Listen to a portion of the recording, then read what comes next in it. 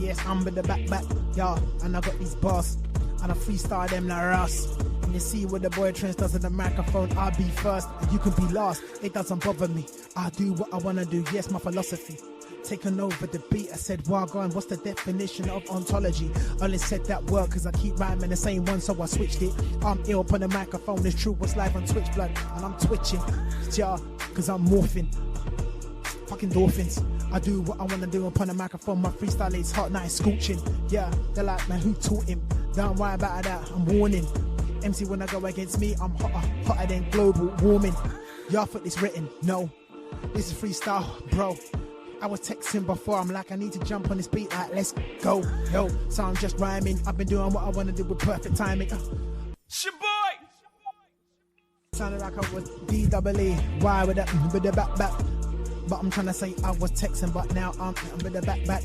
I was rapping on boom back, now it's track, yes, I'm with the back, yeah. And I got these bars, and I freestyle them like Russ. Yo, what's happening, people? And welcome back to GavGoesIn. Guys, big up yourselves each and every time. Make sure we're smashing the likes. Make sure we're subbing to the channel. Make sure we are sharing the channel as well. Guys, hopefully next week, man, we got something new for you guys to look forward to.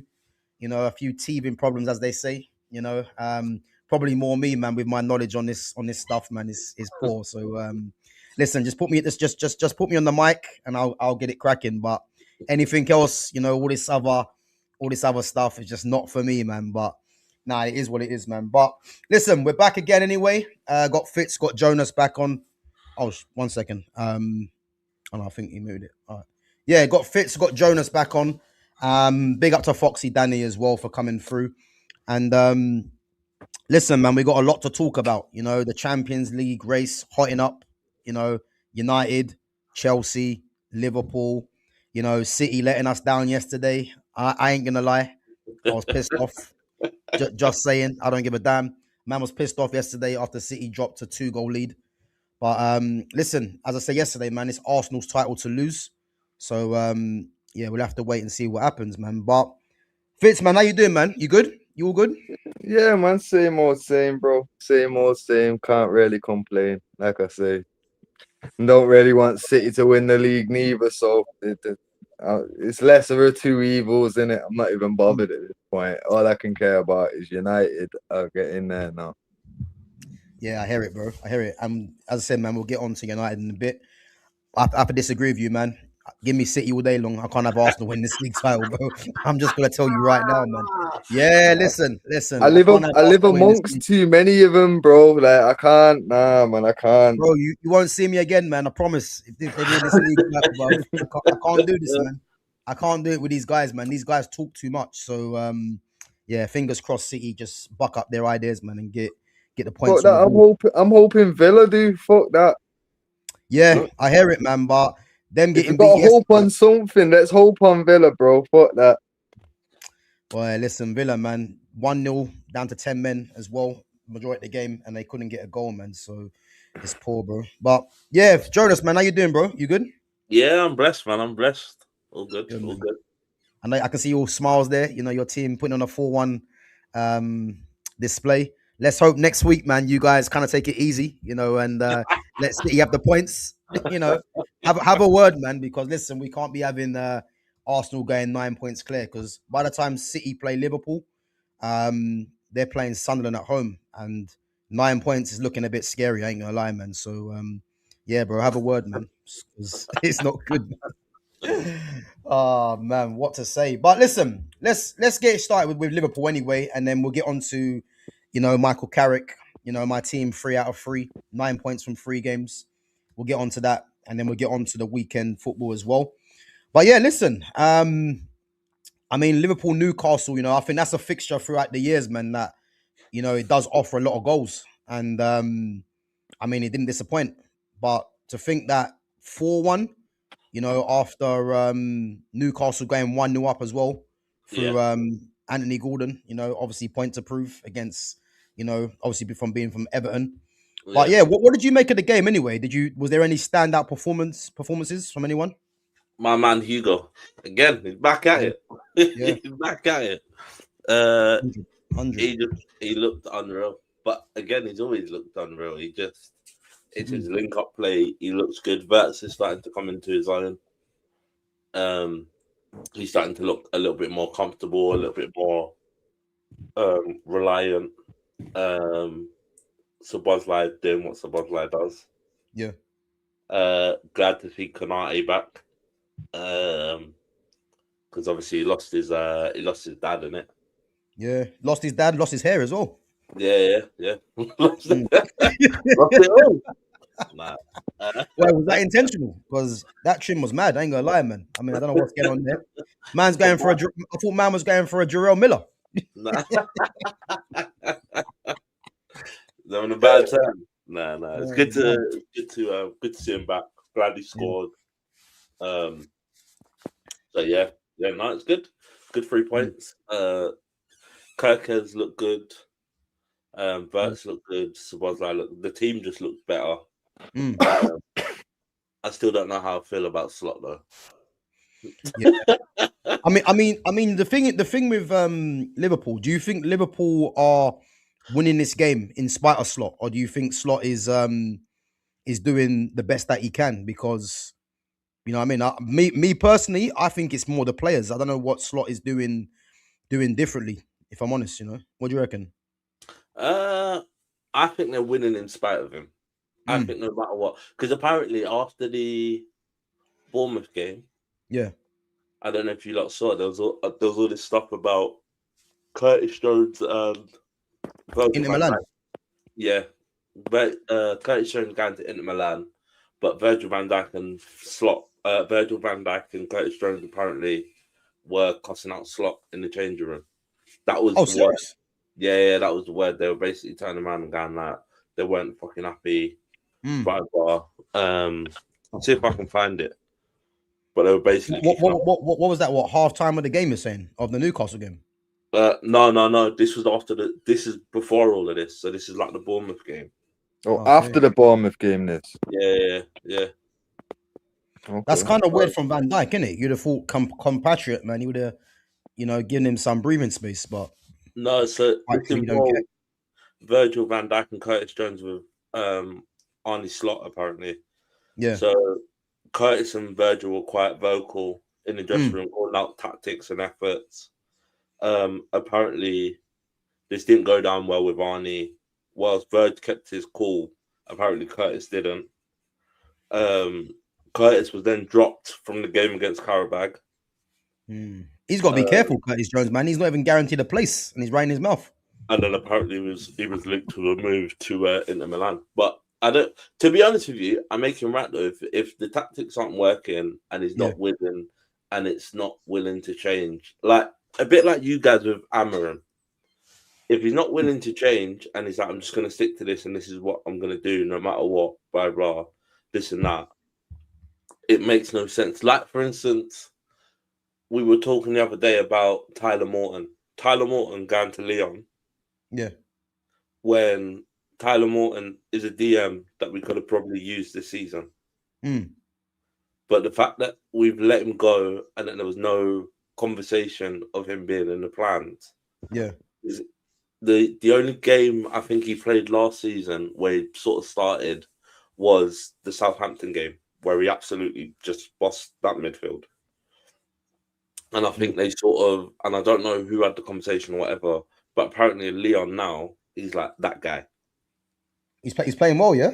Yeah. He's playing like out of his skin, apparently. But to me, again, they're going, but we've got enough midfield. But again, we haven't got a DM. And Tyler Morton's a DM. Yeah. Do you know what I mean? So it makes no sense. And it's all the stuff of like playing like Szoboszlai right back, playing Curtis Jones right back when you got Calvin Ramsey. Makes no sense. Why not utilize the players you've got? Yeah, it just makes no sense. I think that Tyler Morton one was purely. It has to do with the fact that Slot's probably looking at it that he's got Gravenberch, McAllister, Szoboszlai, Verts coming, Curtis Jones, Gravenberch I mentioned already, and these guys all play central, innit? So he's probably thinking, where is Tyler Morton really going to figure? Without actually thinking to himself, there could become a point in the season where he might be needed, isn't it? Yeah. And this is the problem. for me, it's just more rotation. Like, I get it, you want to stick with the same, but again, you gotta get like some certain games you're gonna need players in, and certain games. I know he's not constantly playing, but again, and he's constantly playing at Leon. But again, for me, it's like now you look at Kwanzaa going to Thing, and you think to yourself, was that the right choice? Considering all the injuries we've had and all the stuff that's gone on. I know it's unpredictable, and Leone came in, and then they're now talking about signing this centre back, the French centre back in. Yeah, it's been agreed already, isn't it? Yeah. So he's coming in Jackie. June. Yeah, he's coming in June. Yeah. You sort of look at it and you sort of go to yourself, that's all good and well. But again, why was this not thought of at the start of the season? Do you know what I mean? It's frustrating to watch. Yeah. But I hear it. But we'll see what happens. Like I say, for me personally, I don't know how I feel about Salah. I don't mind him. I don't think he's terrible or whatever, but I just think I don't think he's a Liverpool manager in terms of when you look at the managers that we've had, from Gerard Houllier to Kenny to like certain people just embed themselves, and like he hasn't. The problem is we've gone from Klopp, who's embedding himself in the city, to become part of Liverpool, but Arnie Slots, every time there's like a break or whatever, is basically like, yeah, I'm just gonna fuck off on holiday. Yeah. Rather than being like, let me go and see what's going on in the city, let me become part of the. Do you know what I mean? And understand it. But like, it's like stuff like the little comments about, you've won 2 titles in like 30 years or whatever it was. They should be grateful. And it's like, you can't. Do you know what I mean? It's shit like that. What Slot actually come out and said that, or is it what he's kind of? No, he said it during an interview because they were. I can't remember what they were cussing him out about. They were cussing him out about something, and he made a comment basically where he was like, Liverpool fans should be grateful. What did he say? I'll see if I can find it. But he basically made a comment about the Liverpool fans, basically saying they should be grateful and they should be doing this and that. And it was just like, you can't make comments like that. Yeah. like no matter how much you think, like, you cannot make comments like that. So I think it's in an interview that he has. So I sort of like, it's ridiculous, really. But it is what it is. Like I say, as long as he's good, and he's just, and like I say, I don't mind keeping him. But again, I don't know what the board are expecting. I don't know what he's. Do you know what I mean? So I just think to myself, like, is he gonna last past summer? I don't know. I can honestly tell you. But I just think for Liverpool, they're looking at it and going, well, he hasn't tried to come in and make himself like, he hasn't tried to come and embed himself in the Liverpool sort of culture and the Liverpool way and all this stuff. So I think they're sort of looking at it and sort of going, do we really want this man to stay past 2 seasons? Whereas if you get someone like a Xabi Alonso, someone like a Steven Gerrard, someone that knows the culture and the history, they might embed themselves a bit more. A bit like what, so like you'd say about like Amorim. Amorim weren't really embedding himself into like the Man United way, because if he had, he'd have learned to use those players like Carrick is now using those players. Yeah. Do you know what I mean? Whereas Carrick understands the philosophy and what the culture's history and club stands for and where you want to be. That's why it's working. Whereas I think Slot's a bit more like, I can give a shit. I'm just there to manage these players and sort of figure it out. Yeah. But the thing is though, do you think Slot's been like kind of like undermined? Because what would you say Slot's biggest? Because obviously there's no way that Slot has come in there after winning the league title, and then all of a sudden he's gonna just turn around and be disinterested. Do you think something's gone on behind closed doors as to why he seems a bit indifferent? Yeah, I don't know if it's him and the board have had a bust up and they're considering what's going on, and he wants certain things and they don't want to provide certain things. But he's always said, like, I'm not that fussed with whatever transfers you're doing. He's sort of just like, go out and get me what you think I need, and I'll make it work as a coach, basically. So I don't think he's fussed about who they're bringing in. I think it's more about he sort of says, "Oh, I want a centre back. I want this. I want that. Go and get whoever you think fits the best profile for Liverpool, and we'll figure it out. And I'll figure it out." But I don't know if him and Richard Hughes have had a massive fallout, and then he's had a fallout with one or two others, where he's sort of just like, "Yeah, like I can't be asked." So, boy, who knows, man? Who knows? But I mean, I think he's definitely going to get the end of the season. You know what I mean? It's a decision for them to make, man, the summer. But I think with a lot of with the amount of managers that are available, like he's definitely not comfortable for Liverpool, man. But it just depends to see what Liverpool, who they're going to target. Are they going to target someone that's been there before, or are they actually going to go and get a winner, man? That's going to be the main thing. But let's go into performances anyway. Fitz, did you watch the game? I didn't watch the whole game. I've caught extended highlights in it. So I've got my notes still. I've got my notes. Oh, all right. Well, let's talk about obviously Jonas mentioned him earlier, yeah. And I'm gonna say as well, he's probably been, you'd have to say, the sign of the season so far, and that's Hugo Ekitike, because who would have thought, that he would have come in really and performed in his first season like this. I think every game that I've watched him, he's been a threat. And against Newcastle, we should have definitely had a hat trick, you know. But it was just his general play, man. He's a handful, you know. He's physical as well. He's got pace, you know. The goal where he should have scored his hat trick, to be fair, was a bit of poor composure, in my opinion. You know, I think he should have done better with that. But he's a threat in every game, man. And it's one of them things that when Isak is back fit, I just don't know how they're gonna try and fit both of them in, man. But what did you make of Ekitike anyway in that game, or season as a whole? I'm not gonna lie. I actually made a note. One sec, my third note down. Ekitike channeling 1995 Robbie Fowler, and it's not. Listen, let's the not haircut. do that, man. Robbie Fowler, Bro, with the haircut and everything, with that blonde wig, bro. Don't tell me you weren't thinking Fowler. Don't tell me you weren't. I think you mean Conor Ben, man.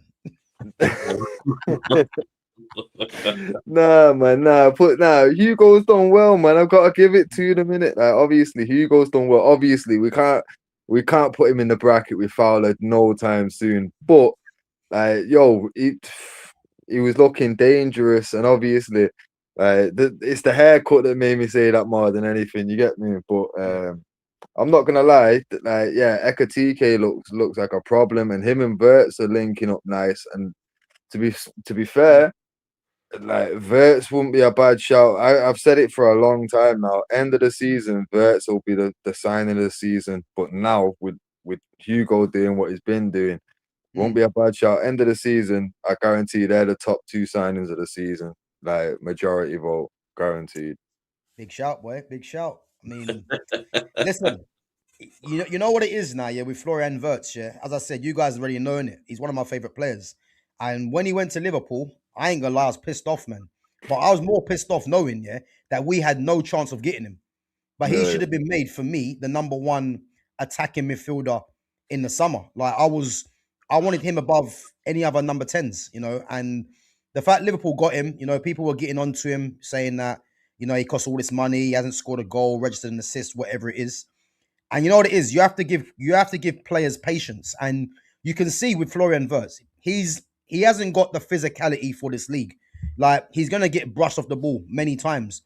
But what that guy's got, is a top football brain, and he's very, very technical. So someone like him is eventually gonna come good, man. And his partnership with Ekitike works, because you got Wirtz is like the creator, and Ekitike is like a willing runner, but he's got quality as well. So I think them two, for me, have to start the majority of the games. But then it's going to be a problem when Isak comes back. I know, obviously, he might take a bit of time to get back to full fitness, and then how you going to include Gakpo and Salah, who's been poor, to be honest with you, because how you going to fit all them 5 in the team, you know? But yeah, man, Wirtz is going from strength to strength, man, 100%. 100%. What do you think of the partnership between them two? Do you reckon them two can that'll be a partnership to get them into the Champions League places? Yeah. You think, yeah? Yeah. I think Wirtz is like, I don't know if you saw, I think it's Hugo's first goal where Wirtz sort of takes out 3 players, and then my man, like, no, like that for me just goes on to show. I think the more they play, the more it just clicks. Yeah.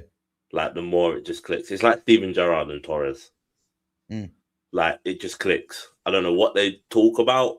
I don't know what they do, but it just clicks. Yeah. No, it works, man. They're very they're players that are quite relatable. You know what I mean? You got the pace and the physicality of Ekitike, and you got the quality of Wirtz. You know what I mean? And the thing with Wirtz as well, Wirtz is very composed in the box, and he scores goals, as what he showed with Bayer Leverkusen before, innit?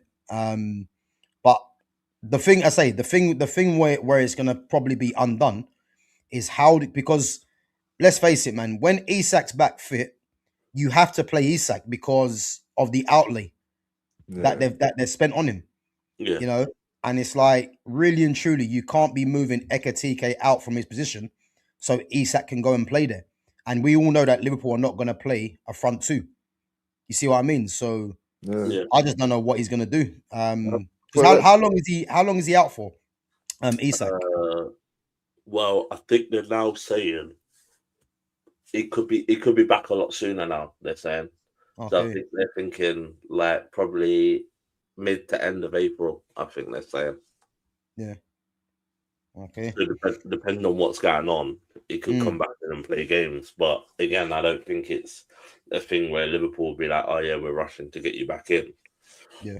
It's sort of just like whenever you're fit, we'll play you. Yeah. Well, I mean, to be fair, like, you know what I mean? I think Ekitike has still got a lot of games that he can still play, knowing that there's no one coming in really where he's got to worry about his place. But yeah, man, listen, 4-1, you know, I would say Konate getting the 4th goal. You know, big up to Konate, man. Obviously, dad passing away. You know, it's kind of written in the stars, isn't it, that a player just has a tragedy like that, man, and then they just can't go and score a goal, innit? It's mad. Yeah. I ain't gonna lie, when I see his trim, man, I was thinking, what's he playing at? Like, you know what makes me laugh is I'm thinking to myself, at what point did you think that was acceptable to go and do that? Like, why? Like, did you think better performances? I don't know, man. But nah, you know what, bro? I do think he's good though. I put that down to grief. Cut him the allowance that's he's grieving. You get me? Bad decisions are made. You get me? Bad decisions are made, bro. All right, yeah, cool, man. We're cutting some slack, but I just didn't know. But one person we can't cut slack to, though, Gav. Can we just talk about Virgil van Delegate again? Bro, we can, man. Take it away. I'm ready. Bro, was he not the one that was marking Gordon initially? Did he not just delegate his role over to Kerkez, even though Kerkez was about 4 yards behind? Do you know? I can't remember the passage of play, but the ball goes down the line. Was there an offside? Bro, Virgil clearly he looks back and tells Kerkez. He clearly points at it, like tells him, you take him in it. But he had Gordon at first, and then basically he left Gordon to go and double team with Konate.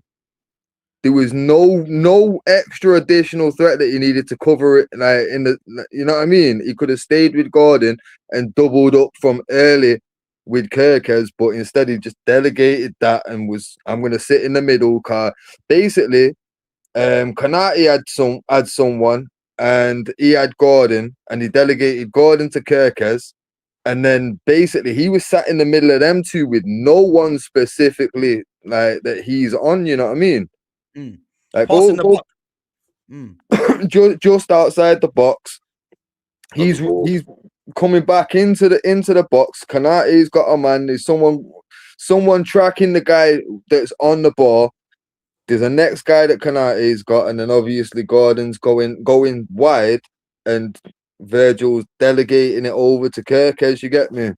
But realistically, if Van Dijk would have just tracked his run and stayed with Gordon, there'd have been no goal. Well, there might have been because Virgil can't defend, but there shouldn't have been a goal considering he's your captain. On a level, go back and watch that as soon as we're done with this. Just match of the day highlight quickly. And I'm telling you now, that first goal doesn't happen if Van Dijk was a defender. Boy, he's becoming a bit of a liability, man. Telling you, and bear in mind, you went 1-0 down there. And I know when you went 1-0 down, Jonas, did you feel comfortable? No. Did you feel like you were going to get? Did you feel like you were gonna turn it round, or did you think, here we go? I knew we'd get a goal. I just didn't know. Did you think you'd turn it around though, or did you think, we'll do well to get a point? I didn't expect us to turn. I just thought we're gonna draw this game. We love a draw. That's what I'm saying. Do well to get a point in it, and right, you shouldn't be feeling like that, bro. You know what I mean? Not because your captains put you in that position, bro. Like, come on, man. You can't protect him forever, Jonas. That Bournemouth performance that he done, was pathetic, man. That Bournemouth performance, I'll give it to you. It was shit. It was shocking. Bro, are we not? Yo, one sec, Jonas. We can go back at the end of this stream, and look at all them names that you mentioned. I specifically was listening out to who you mentioned, bro. You never said Virgil looked good, had a good game, decent, anything. His name never crossed your lips, bro. This is the first time he's come up in combo. Why would that be, bro? The great protector. That's what he is. This is what I'm saying, man. You can't protect him forever, Jonas. At some point, you've got to say, you know what? Fuck it. He's got to go, innit? It is what it is. He's got to go, you know. As long as he's at Liverpool and he's my captain, I am not gonna throw that man under the bus. That's what I rate it, man. Delusion. I rate it. Do you know what? That's what I will say. Delusion has got my captain into team of the year like 5 times. So I don't give a shit what you man say. Yeah. I give a shit what you man say. To be fair, you know, like I do rate Van Dijk, but you have to call it out, man. He's been a liability, innit? He's been shit this season, and I will say that he has been absolutely shocking this season. Yeah, and my main point of staying on this is just pointing out the fact that, can you tell me one season of, remember when I was reeling out them 50 names? You can't point out a bad season for these, man. Consistency, bro, and the trophies show that, but realistically, it's just remembering what these guys was like. They were better defenders. They were more consistent. Tell me a bad season Desailly had. Tell me a bad season Laurent Blanc had. These aren't even considered the GOATs. Van Dijk cannot come into that conversation anymore. It has to be done now. Like, tell me a time any of these man had a bad season. Because it don't happen for top players, bro. You know what it is with Van Dijk here? I think, and again, you know, people can have their own opinion, yeah? But I think the reason Van Dijk gets held up in high regard, yeah, is because of the way he can spray a diagonal. Because the way he shapes his body to spray diagonals, yeah, centre-backs don't do that. And I think that's the added X factor that he puts onto his game. So I think if he wasn't hitting them diags, I mean, is he any different to Chris Smalling, really? You say this, yeah, but let's be honest. There was a season where he doesn't get dribbled past, and not many defenders were doing that. Because he never commits. No. And on top of it, look at the strikers he's going up against that season, bro. It's not the same. Look who Nesta and Stam and them man had to go up against on a weekly basis. Even scratch that. Let's look at Desailly when he was at Chelsea. Even going up against Matt Letizia and Kevin Phillips, these men were bagsmen, you know. But do you think we're saying that now? But do you think that those, like, we talk about those strikers, but those strikers against these defenders now, like a Van der Ven, do you think there's a striker back then that could outpace Van der Ven? Like, let's be honest. But you know what? You got to look at it differently. Yeah, I honestly do think Andy Cole would absolutely in Andy Cole prime would blaze Van der Ven, bro. What for blaze him? 1-on-1 for pace. Van der Ven is because Van der Ven to me is the quickest defender in the Premier League. I don't care what nobody says. Am I lying? Andy Cole was the fastest man on earth at one point. You know what I'm laughing now, yeah? You know what I'm laughing? Listen, big up to Coley, yeah? But I've never seen someone hype Coley to that level. Listen, Coley was good, man, but he ain't blazing that Van der Ven, man. Man, forget, Bolt would do that to him. You know bro, what I mean? bro. You need to go back and actually look at Cole. Cole's pace was scary, bro. That was one of his main threats. Nah, listen. All Cole had was his finishing and his pace, bro. Bro, we can't do this, man. Coley, listen. Bro, I'm telling you now, bro. One sec. Right, Cole wasn't a flair player, yeah. He wasn't the most technical. All he was scarily fast. He was, yeah.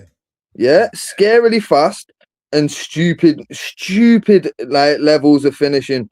You know what I mean? Like he could finish. Like remember that Barcelona the angle when he was running to like basically off the pitch, bro. That angle, no one else is scoring that. You know what I mean? Like this is what he could do naturally, and his pace was ridiculous, bro. I'm telling you, Prime Cole was giving anybody a race. Anybody. Yeah, again, though, yeah. Why are we looking at the fact of pace? Because these guys would have been smarter. They wouldn't have got into a running race with Van der Ven. No, well, to be fair, yes, like Coley would have left him on his ass different. He'd have turned him. You know what I mean? But at the end, realistically, like this is what I'm saying. Like you know the iconic image of Ronaldo at the World Cup with Nesta and Maldini on either side. Yeah. Yeah. You know, at the end of that, neither of them get the ball. You're telling me Van der Ven's causing problems for these kind of 90s strikers, bro? Get out of here, man. Out of here. Van der Ven, by the time he positions his body to even try and think about a challenge, Batistute is already bagged. Yeah. You know what I mean? I think if we're talking just general pace, yeah, I think it's difficult because that defender there, Van der Ven, I don't think I've seen a faster defender. No, bro. Like, There's no to be fair, yeah, I don't think I have. But this is what I'm saying, though. For me, like, okay, cool. That like, I'm not disputing. Van der Ven is actually a really good defender, and his pace is a massive attribute to it. Yeah, you know what I mean? But realistically, like, I know that the only reason he's getting thrown in because in his day, Van Dijk had pace on him. You know what I mean? But at the end of the day, bro, like, yo, he's not going to cause a problem for prime 90 strikers, bro. I'm telling you now. He's even 2000s, bro. When we get into the Drogbas and that, he's not causing any kind of issues for them kind of strikers at all. I think the problem is people are looking at Van Dijk now and not looking at what he's done for the past 8-9 seasons. This is the problem. Football fans are so quick to go, he shit this season, but he has been terrible but he hasn't. This is what I'm saying, though, bro. You're saying like what he's done for 8-9 seasons. In 8-9 seasons, he's had 2 good ones, but he hasn't, no, because he's been in team of the year.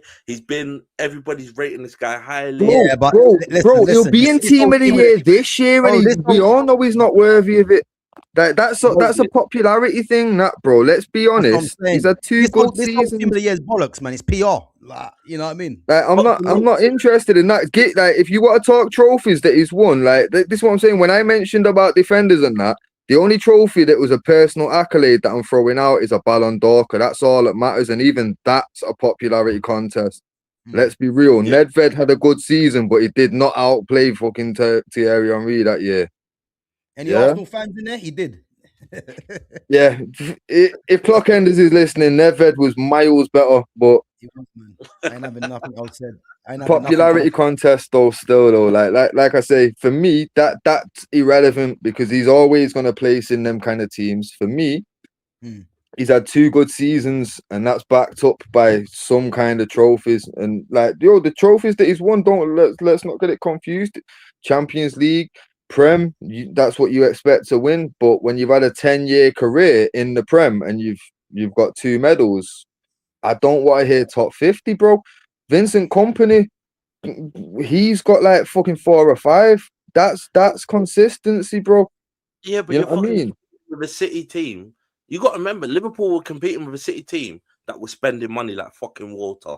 That was spending money like fucking water. Liverpool kept the same core amount of players, and we only changed stuff in and out. The year that we dropped out and we got Champions League football, we had no recognised centre backs.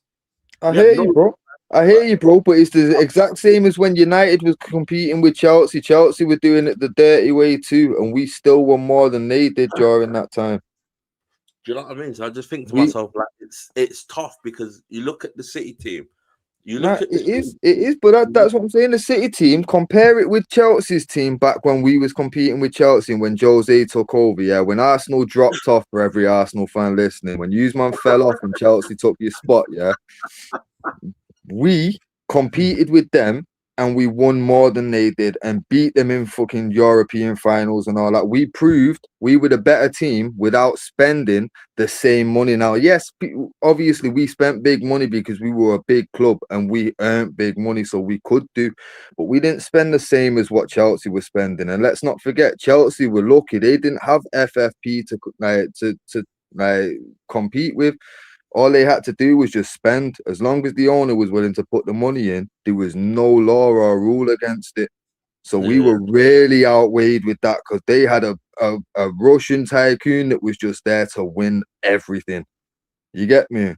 You've had City when they fair play, they're doing the same as what Chelsea did. FFP don't matter, card these fucking 115 reasons to prove it. You get me? Yeah.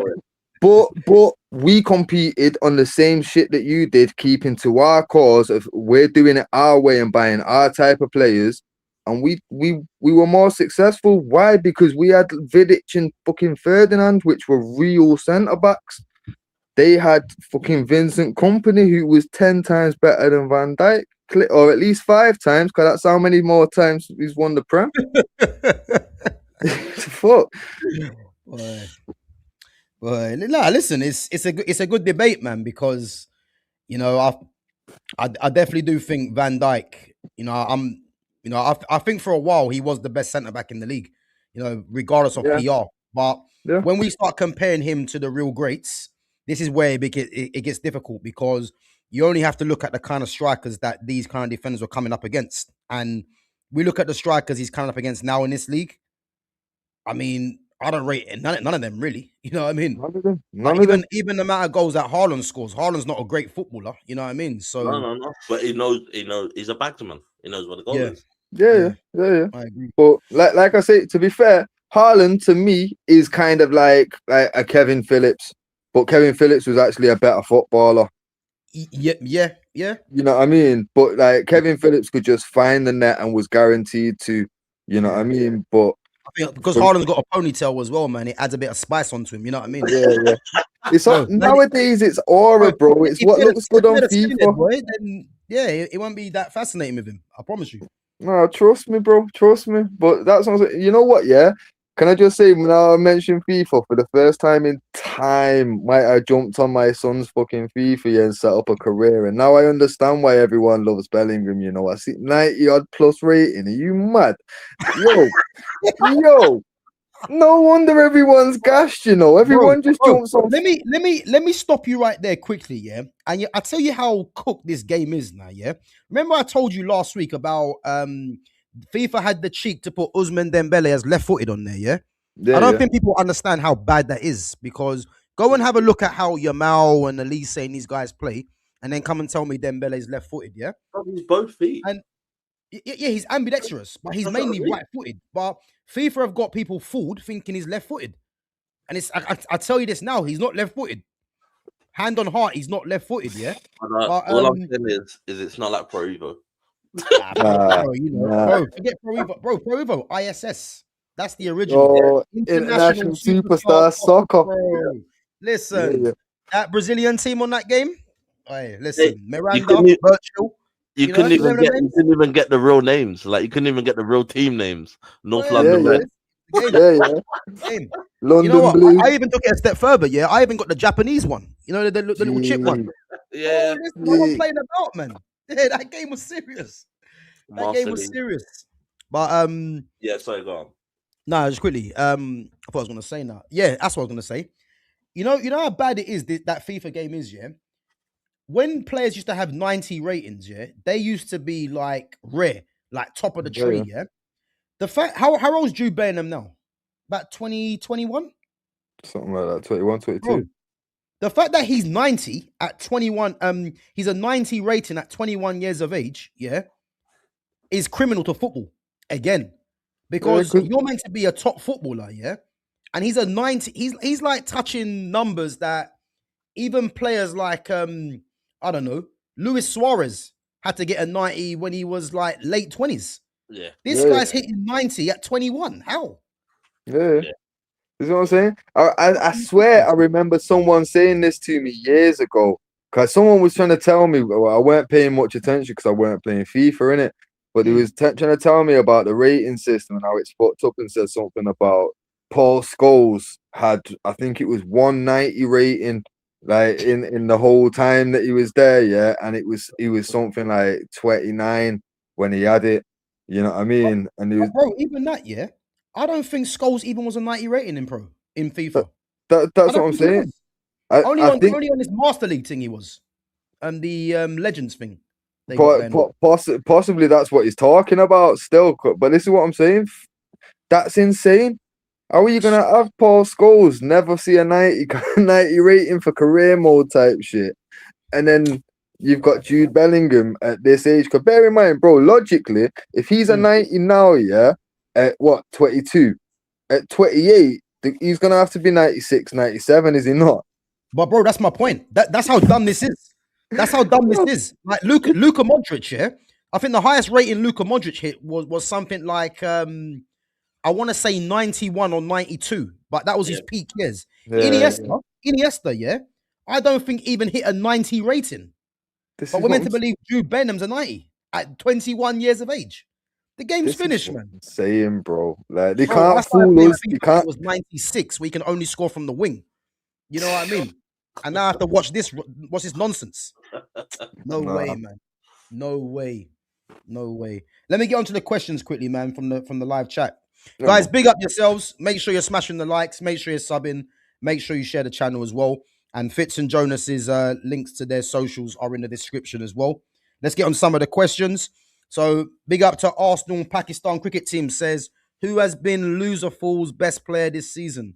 For me, I'm gonna say Ekitike. I think everyone probably would agree to the same as well. I think him or Szoboszlai, I would say, have been their two most consistent players. But because he's a new signing, I'm gonna go Ekitike. Who you guys going with?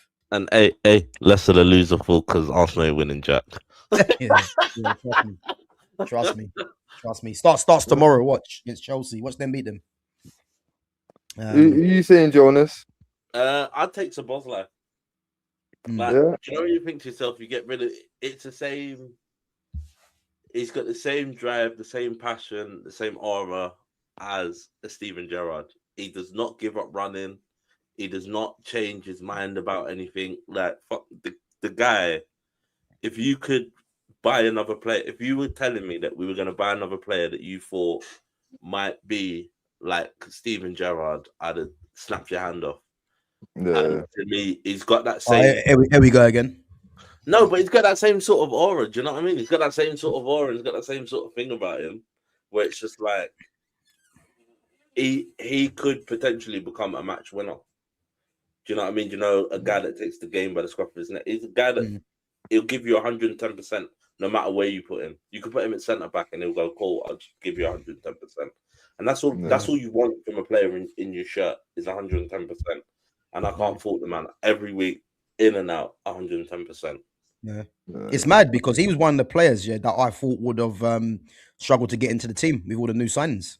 And he's been probably the one constant. Obviously can play right back as well. Yeah. Fitz, who you going with?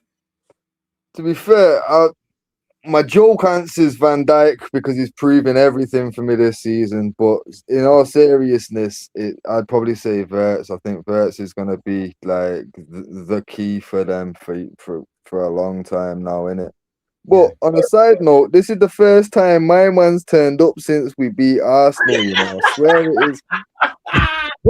Bro, you think I forgot? I was just letting him just get his questions in. And I was gonna get onto No, it. I ain't letting it slide. I'll answer his question, but fuck that, bro. Yo, where have you been for over a week? Yeah, listen, hey, it's what they do, boy. It's what they The do. cockroaches start coming out the woodworks now. Yep. You get me? Yep. Pakistan cricket team. Where was you with the other week when I was smoking all your other supporters? You Where get me? was you? Yo, I You come hope on you now, went 'cause you back guys and beat checked Leeds that. 4-0.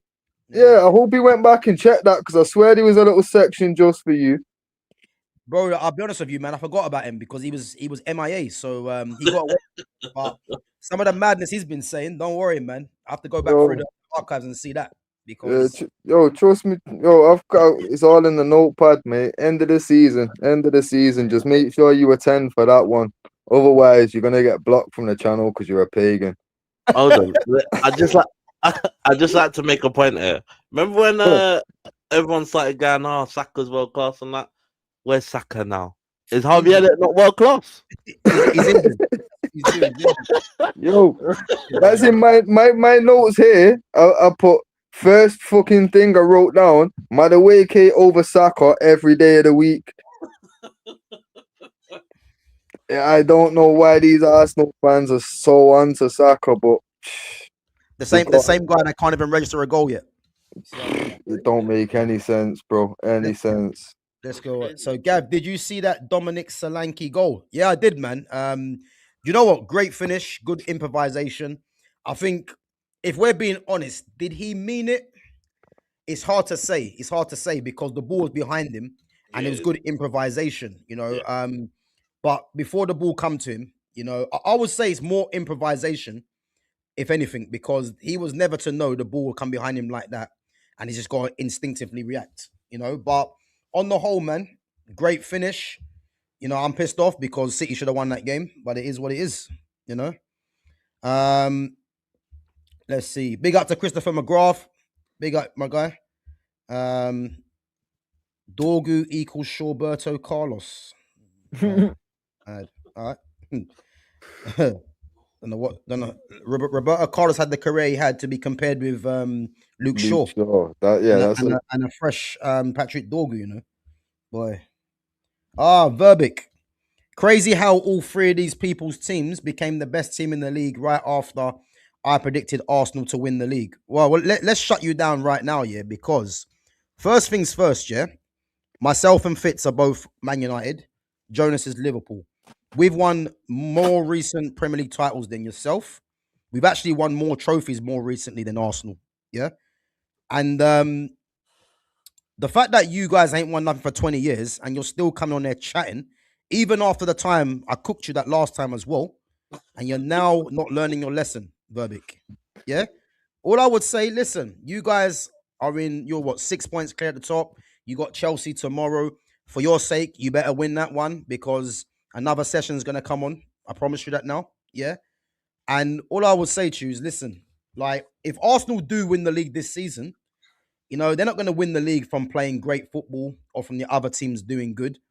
It's been a poor season and they've just been probably the most consistent at doing what they do. And that is just corner kicks. Let's be honest. Yeah. But I'll tell you this now, yeah. You better hope that you win the league. That's all I'm saying. Because you guys are gonna get you guys are gonna be in for a rough time, I promise you.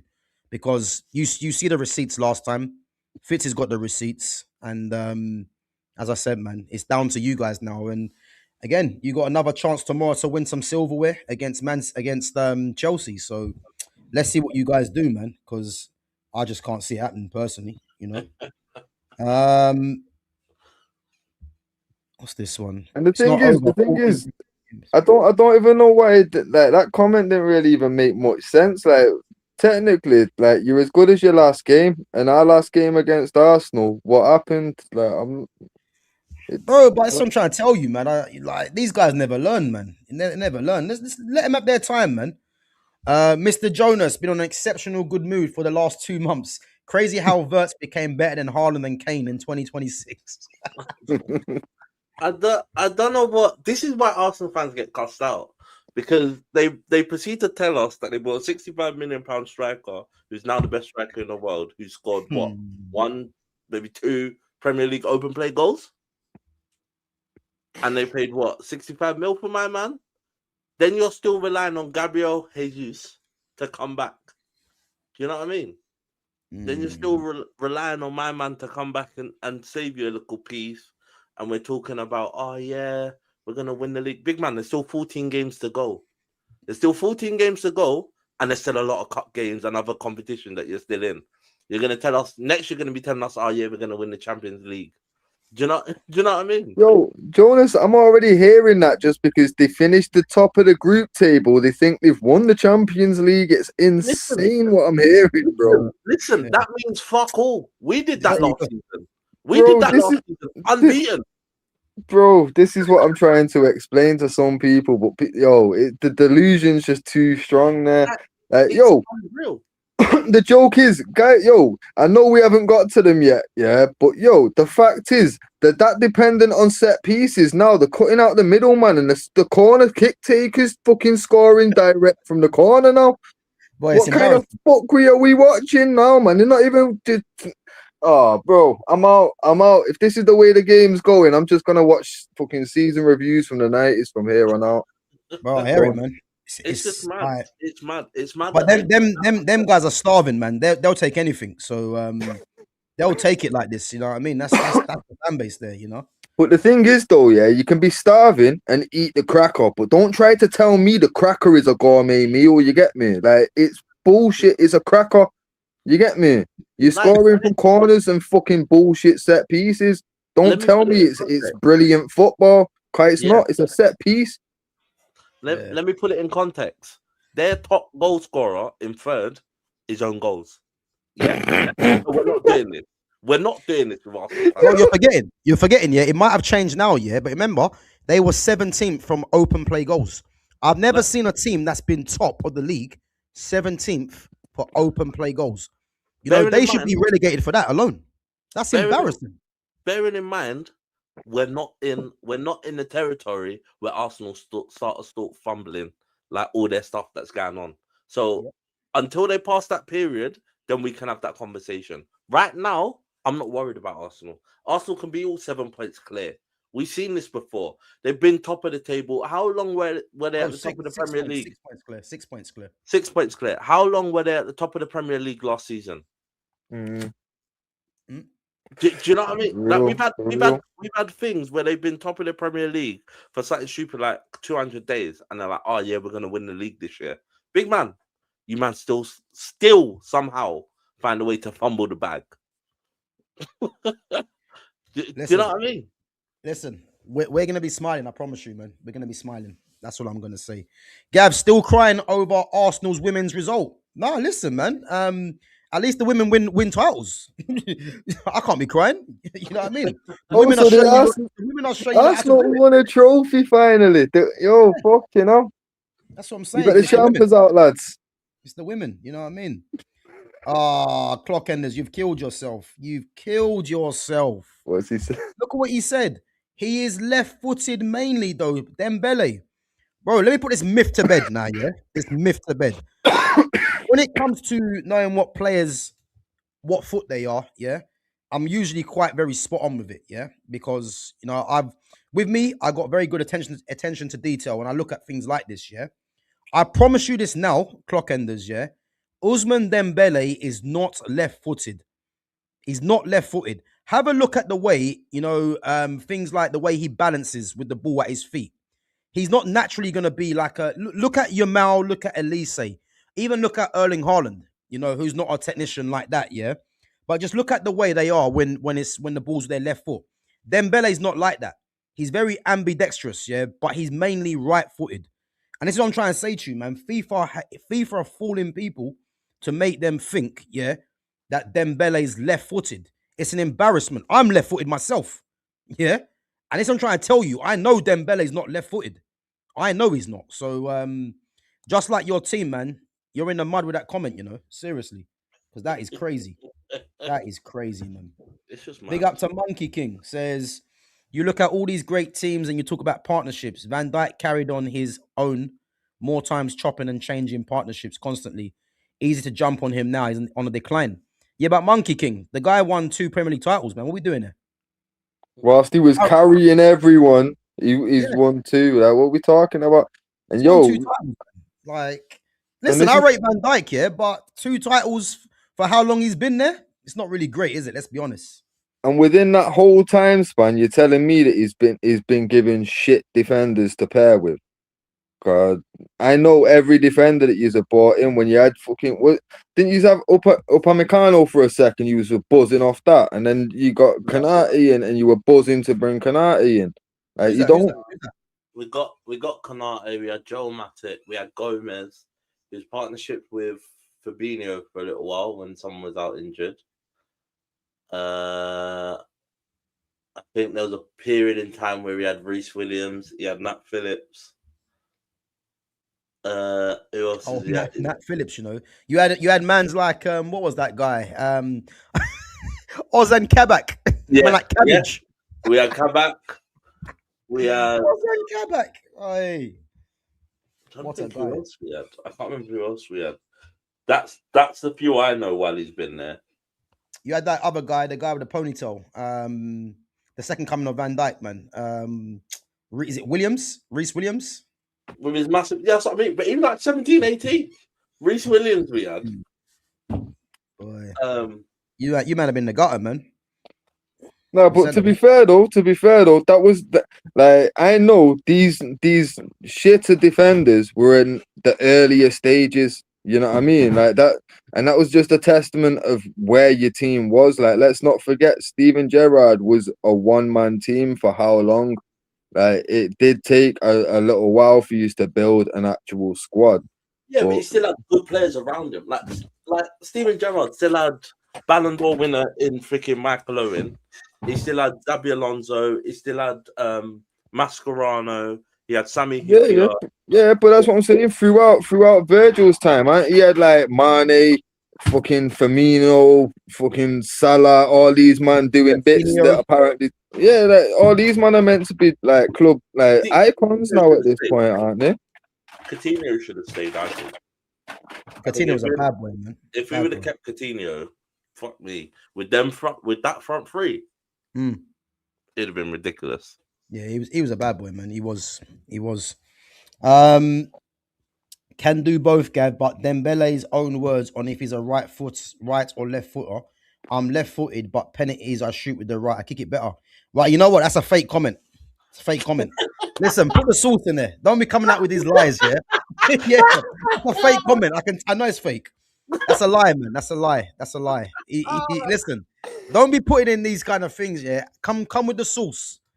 You know, and I don't mean tomato sauce, man. Come with some real sauces, because I know that's a lie.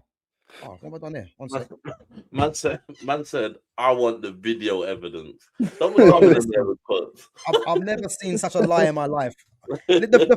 Yeah, look. See, I told you, man. Fake comment. I know it's fake. Bro, you think I was born yesterday? Come on, man. You think I was born yesterday? He never said that, man. He's not left-footed. He would never say that. Like, yeah, you man think I was born yesterday. No way. Man switched on for that, you know. Come on. Yeah, let's go through these comments. Nice try though, man. Let me see this.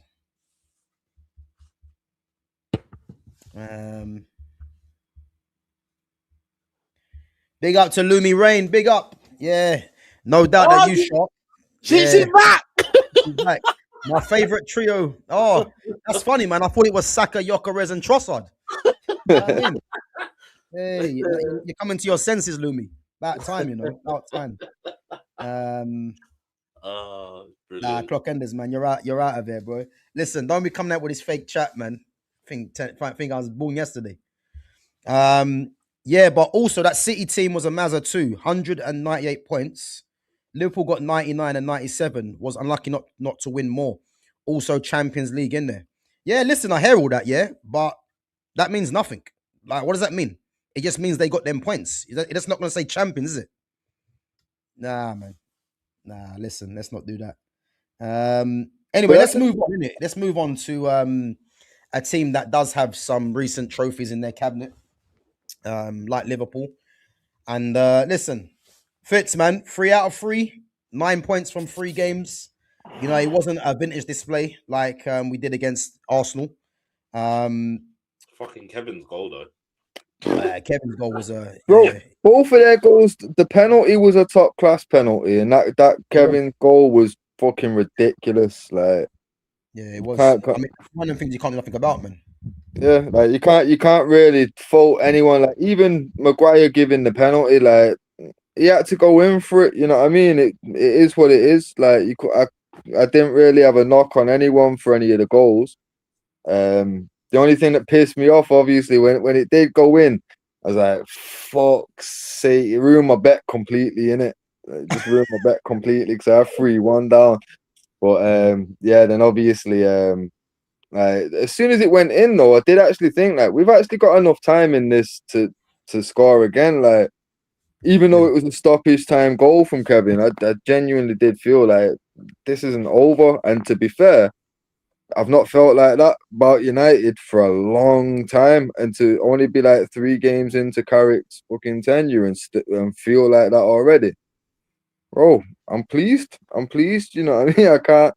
Like this is exactly why I said like months ago. Like I hope fucking we get rid of Amorim ASAP, bring in Carrick, and like all I can think now, is honestly. Yo, can you imagine where we'd be if we'd have had Carrick from the start of the season? Bro, I'm telling you this now, I'm saying this now. If we had Carrick for the start of the season, it wouldn't surprise me if we're in the if we're battling City for second place right now. No. Yo, check this one. I've done the research for you, bro. Check. I'm gonna read through the results that we've dropped points in, with Amorim. Yeah? You tell me what would have changed with Carrick. So at home to Arsenal, lost 1-0. That's 3 points dropped. What would have happened with Carrick? We would have won that game. Right. So Jonas, beg you tally it up for me, yeah? Right. Fulham away, 1-1. 2 points dropped. To be honest with you, Fulham were decent, And what I would say, we got lucky because the Lenny Euro goal or the own goal, that shouldn't have stood. Because if you watch what Euro done, Euro pushed Bassi in the back, and Bassi got penalised for doing the same thing. If you remember.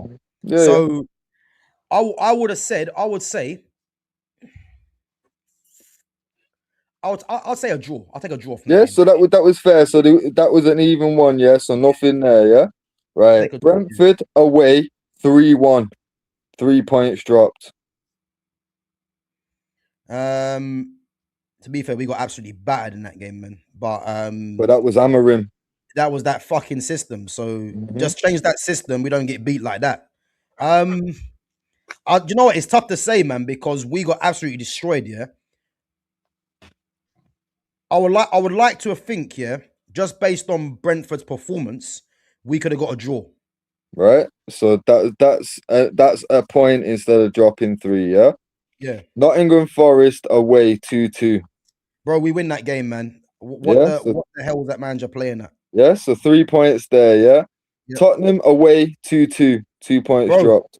That game, was one of the worst games I've seen, We absolutely battered them, couldn't score, and then we're behind. And it takes a Matthias de Ligt injury time header to save something. So I'm going to say 3 points. Right. Everton at home, 1-0. Lost, obviously. 10 men. Bro, the very fact, that we're playing against 10 men and he decides to still play with 3 at the back, he should have been sacked for that alone. So you know my thoughts on that. How can you get beat by 10 men at home? Exactly. Right. So that's 3 points there, West Ham at home, 1-1. I can't remember that game, but I swear we had chances in that game. We did, bro. Bear in mind, we went into that. They're fighting relegation still now, bro, and they always have been. Yeah. But again, we're at home, man. Against West Ham, we should be beating them at home anyway. So 3 points. Because back then we was saying we should be getting 6 points out of Everton and West Ham at home. Yeah.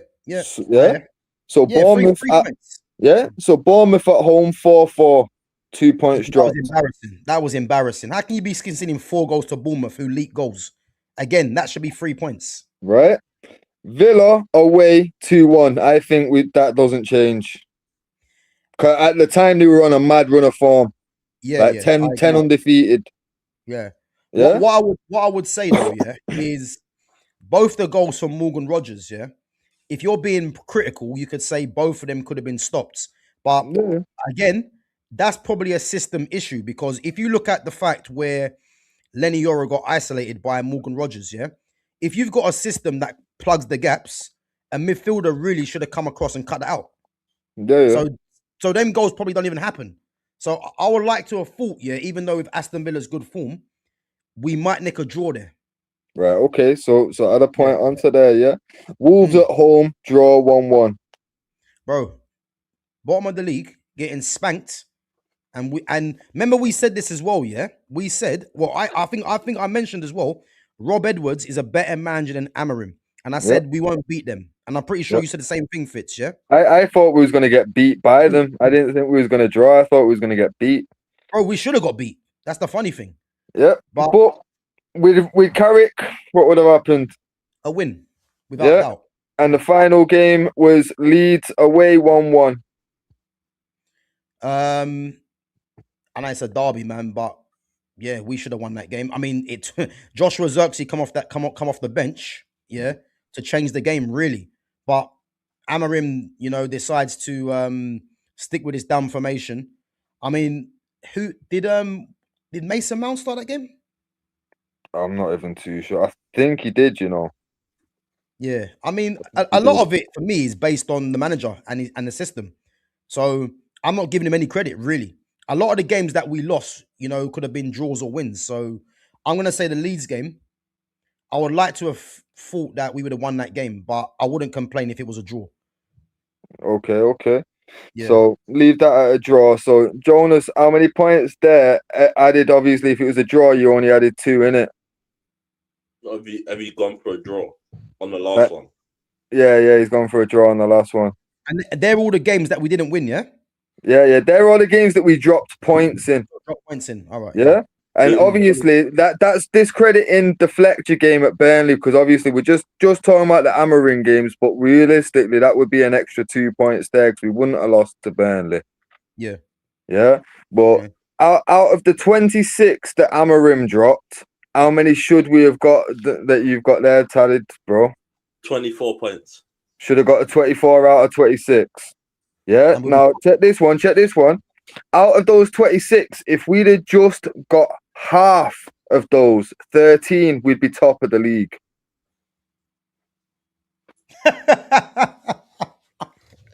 Boy, it tells you a lot. It tells you everything, innit? Only half of them, yeah? All we needed was look at it now with 12 points off top, bro. 13 points would put us top of the league. You see what I mean? Yeah, and realistically, we dropped 24 that we could have got with a Carrick or someone playing the right kind of tactics and system. We'd be clear. We'd be further clear than Arsenal have been at any point. Boy, and I meant to believe, that we can't even if it's Carrick or another coach, we invest in that midfield. I meant to believe that we can't compete for a league title next season. Just based off of that. Trust me. There's only 3 teams above us and we've beat 2 of them in the last 3 games. It's frustrating, man, because this club took so long to sack this manager. And again, they didn't sack him off of the results. They sacked him because he spoke out, really, innit? Let's be honest, yeah? Yeah. But to think that we've been enjoying this problem with this manager.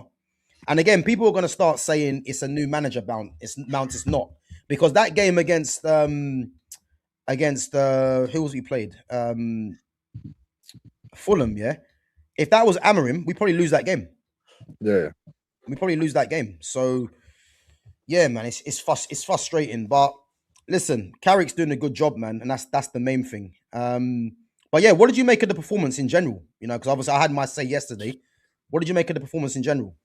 To be fair, like the one person you already highlighted him yesterday, but for me, Casemiro, man, what the fuck, bro? This guy I swear to God, if we don't give him standing ovations every time he walks on or off a pitch, I'm going to be disappointed in our fan base. I swear to God, he needs to know exactly what he means to us as a fan base at this point. Yeah. Bro, I'm still, like I said in the comments, bro, I'm holding hope that we can definitely try and sort something last minute with him and there's a change of heart somewhere, because bro, like this guy, not just the fact of like what a good header that was, like, and he does that all the time, but bro, that no look pass was so disrespectful. I don't give a fuck. Like, bro, give him what he wants. Match his current contract. Don't even get him on a lower wage. Just give him what he's got. You get me? Like, I don't even care. That there was fucking disgusting. And seeing him and Cunha, and they're like on field and even off field, like you see when he got subbed, the way he was fucking celebrating together, bro. You can tell like Cunha's having he's getting impacted massively by Casemiro's presence. You know what I mean? How can you not though? The guy has won 5 Champions League. He's the real leader in this team, not Bruno Fernandes. He's the real 100. leader. And this is the thing. For me, when you lose a player like Casemiro, like you can't replace that anyway. And when you're looking at the squad that we've got, there's nobody that can even try and talk to Casemiro realistically when we're talking about experience, highest level, like anything that any of these young players have got to a question about, Casemiro knows the answer. You know what I mean? Bruno can't give these kids the answer when it comes down to, what's it like in a Champions League final? You know what I mean? What's it like to win this? What's it like to be first on the team sheet for your country? What's it like to be you know what I mean? Like, bro, it's different levels. For me, fucking Casemiro was the absolute star. And Bumo, like, I actually started a tally just on the extended highlights of how many fucking opportunities he wasted. And I know that the highlights didn't show me all of them neither, because they only showed me 3. And I know in the match there was more than that. Because there was the one where he went down for the soft penalty shout when he should have just buried it. And then there was a couple that frustrated me. And Bumo was just, like, didn't have a good game. I don't think he was good yesterday, bro. I don't think he was good. No, I personally, I thought it was shit all game. Cunha's finish as well, because we spoke about Cole's tight angle in that Barca match. That angle for my man to bag, that was very tight. Like, that was a sick finish. Boy, man, what was better, that one or the one against Arsenal? I mean, you know what the answer is for me. Yeah, it's got to be Arsenal because it means so much more. But it means a lot. The difficulty level for that Fulham one was up there, but yeah, that Arsenal one's always gonna live long in the memory, innit? It means more, man. Yeah, 100. Yeah. And to be fair, again, like, I know you said it yesterday, like, they definitely, like, we couldn't have complained, and I definitely wouldn't have complained if we'd only got a point out of that, because even there, like, they had that goal offside, and it was the tightest of offside. If that had happened to us, I'd have been fuming. You know what I mean? Like, man was a wrist offside. What you talking about, bro? Like, this is insane now. Like, I'm not with Wenger on this daylight shit, but there has to be like a clear foot, or, you know what I mean? Not a toe or an arm, or like, I'm don't even if they want to say that it can be a toe, it's got to be what's placed on the ground though. How the fuck are you meant to? Like, they want man to do Michael Jackson smooth criminal leans and that just so you're not offside and shit. Like, just allow me, man. Just let the game flow in it. Like, the funny thing is though, aren't they meant to be giving the advantage to the attacker though? They are. Like I say, I'm not complaining. But like I say, if it happened to us, I'd been fuming. So any Fulham fan that's got a problem with that, I can fully understand. And to be totally honest, I wouldn't have begrudged you a point after that performance. And there'll be people in the chat saying, "Oh, a draw against Fulham's fucking at home." People forget that. We went into that game. They were 2 points behind us. You know what I mean? They've got a good squad. They've been performing well. You know what I mean? Like, the fuck, we couldn't really have asked for much more than we got. Like we got look where we needed it, and we kept that belief and got that Fergie time goal. You know what I mean? So it's all round. Thought like obviously there was a few players off the mark, whatever, but couldn't really complain. Like I say, there was a lot more positives than negatives. And I can't remember who it was that I had say it, but someone mentioned the fact of how calm Carrick always looks on the sideline, innit? And and how just that like how he was the player, innit? You know what I mean? Yeah, and like how it must translate to the players. And I'm like, well, to be fair, that was his effect on the pitch, so it's not a surprise that it's the same off the field. You know what I mean? So for me, like I think Carrick's gonna be like, you know what? I said it to my boy, and then fucking about 3 days later, the Skulls and Butt podcast came out. I said, I reckon Carrick end of this season, he's gonna do that well. He could end up somewhere like Tottenham. And then Skulls and fucking Butt come out and said it on a podcast like 3 days after I said it. I was like, yeah, fucking. Do you not think Man United keep him? Them guys are watching, man. That's what they're doing. Yeah, bro. But no, I don't. To be fair, I don't think it's anywhere in the plans. I think the big problem is if we do end up like really shocking things, and like, because you never know. Like I say, bro, this league has been so shit this season. 12 points with 14 games. Like, there's not much difference between us and top. And I'm not saying a title race. I'm saying like, right, we could be competing for top 3, top 2 easily.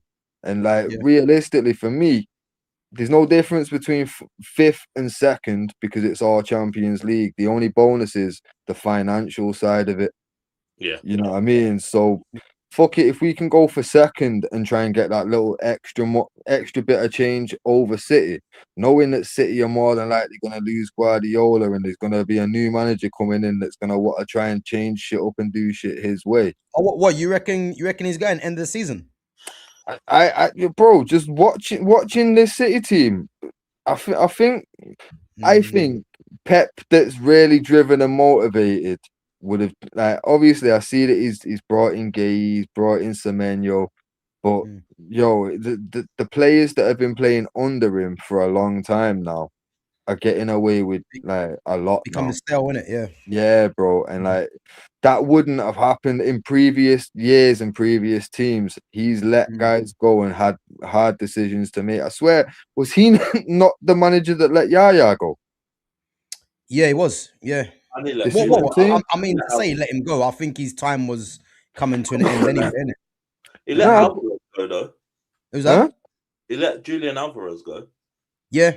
That's what I'm saying, bro. They got big money for him, though, innit? So, but this is the thing, though, is that it doesn't, if somebody's like, because obviously with Yaya, I don't think it was really a level thing. It was more a case of he had Busquets, Xavi, and Iniesta, and you're not getting game time in it. So he's basically doing him a favor, essentially letting him leave. But obviously, like when the tough decisions are there to be made, like he's not a sentimental guy, bro. You know what I mean? Like my man will let people go, and like he's never tried to bring Messi to City and all that. Like people always thought he would do. Like he's never, you know what I mean? The sentiment's not there. His sentiment is, I want to win. That's it. Yeah, you know what I mean.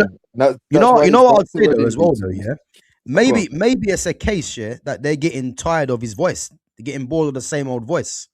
You know what I mean? Because possible. I think none other than, I mean, if you look at someone like Bernardo Silva, Bernardo Silva, I mean, the drop off from him is crazy because when he first come to this league, it's like, this guy is clearly going to be, you're thinking David Silva, he's definitely the replacement for David Silva.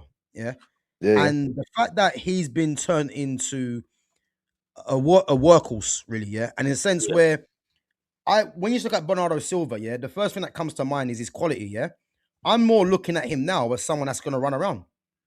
I mean, how has it ever got to a point that Bernardo Silva is a workhorse rather than a footballer? Yeah, madness. You know what I mean? I hear it. No, maybe they're just bored of the same voice. I don't know. You know what I mean?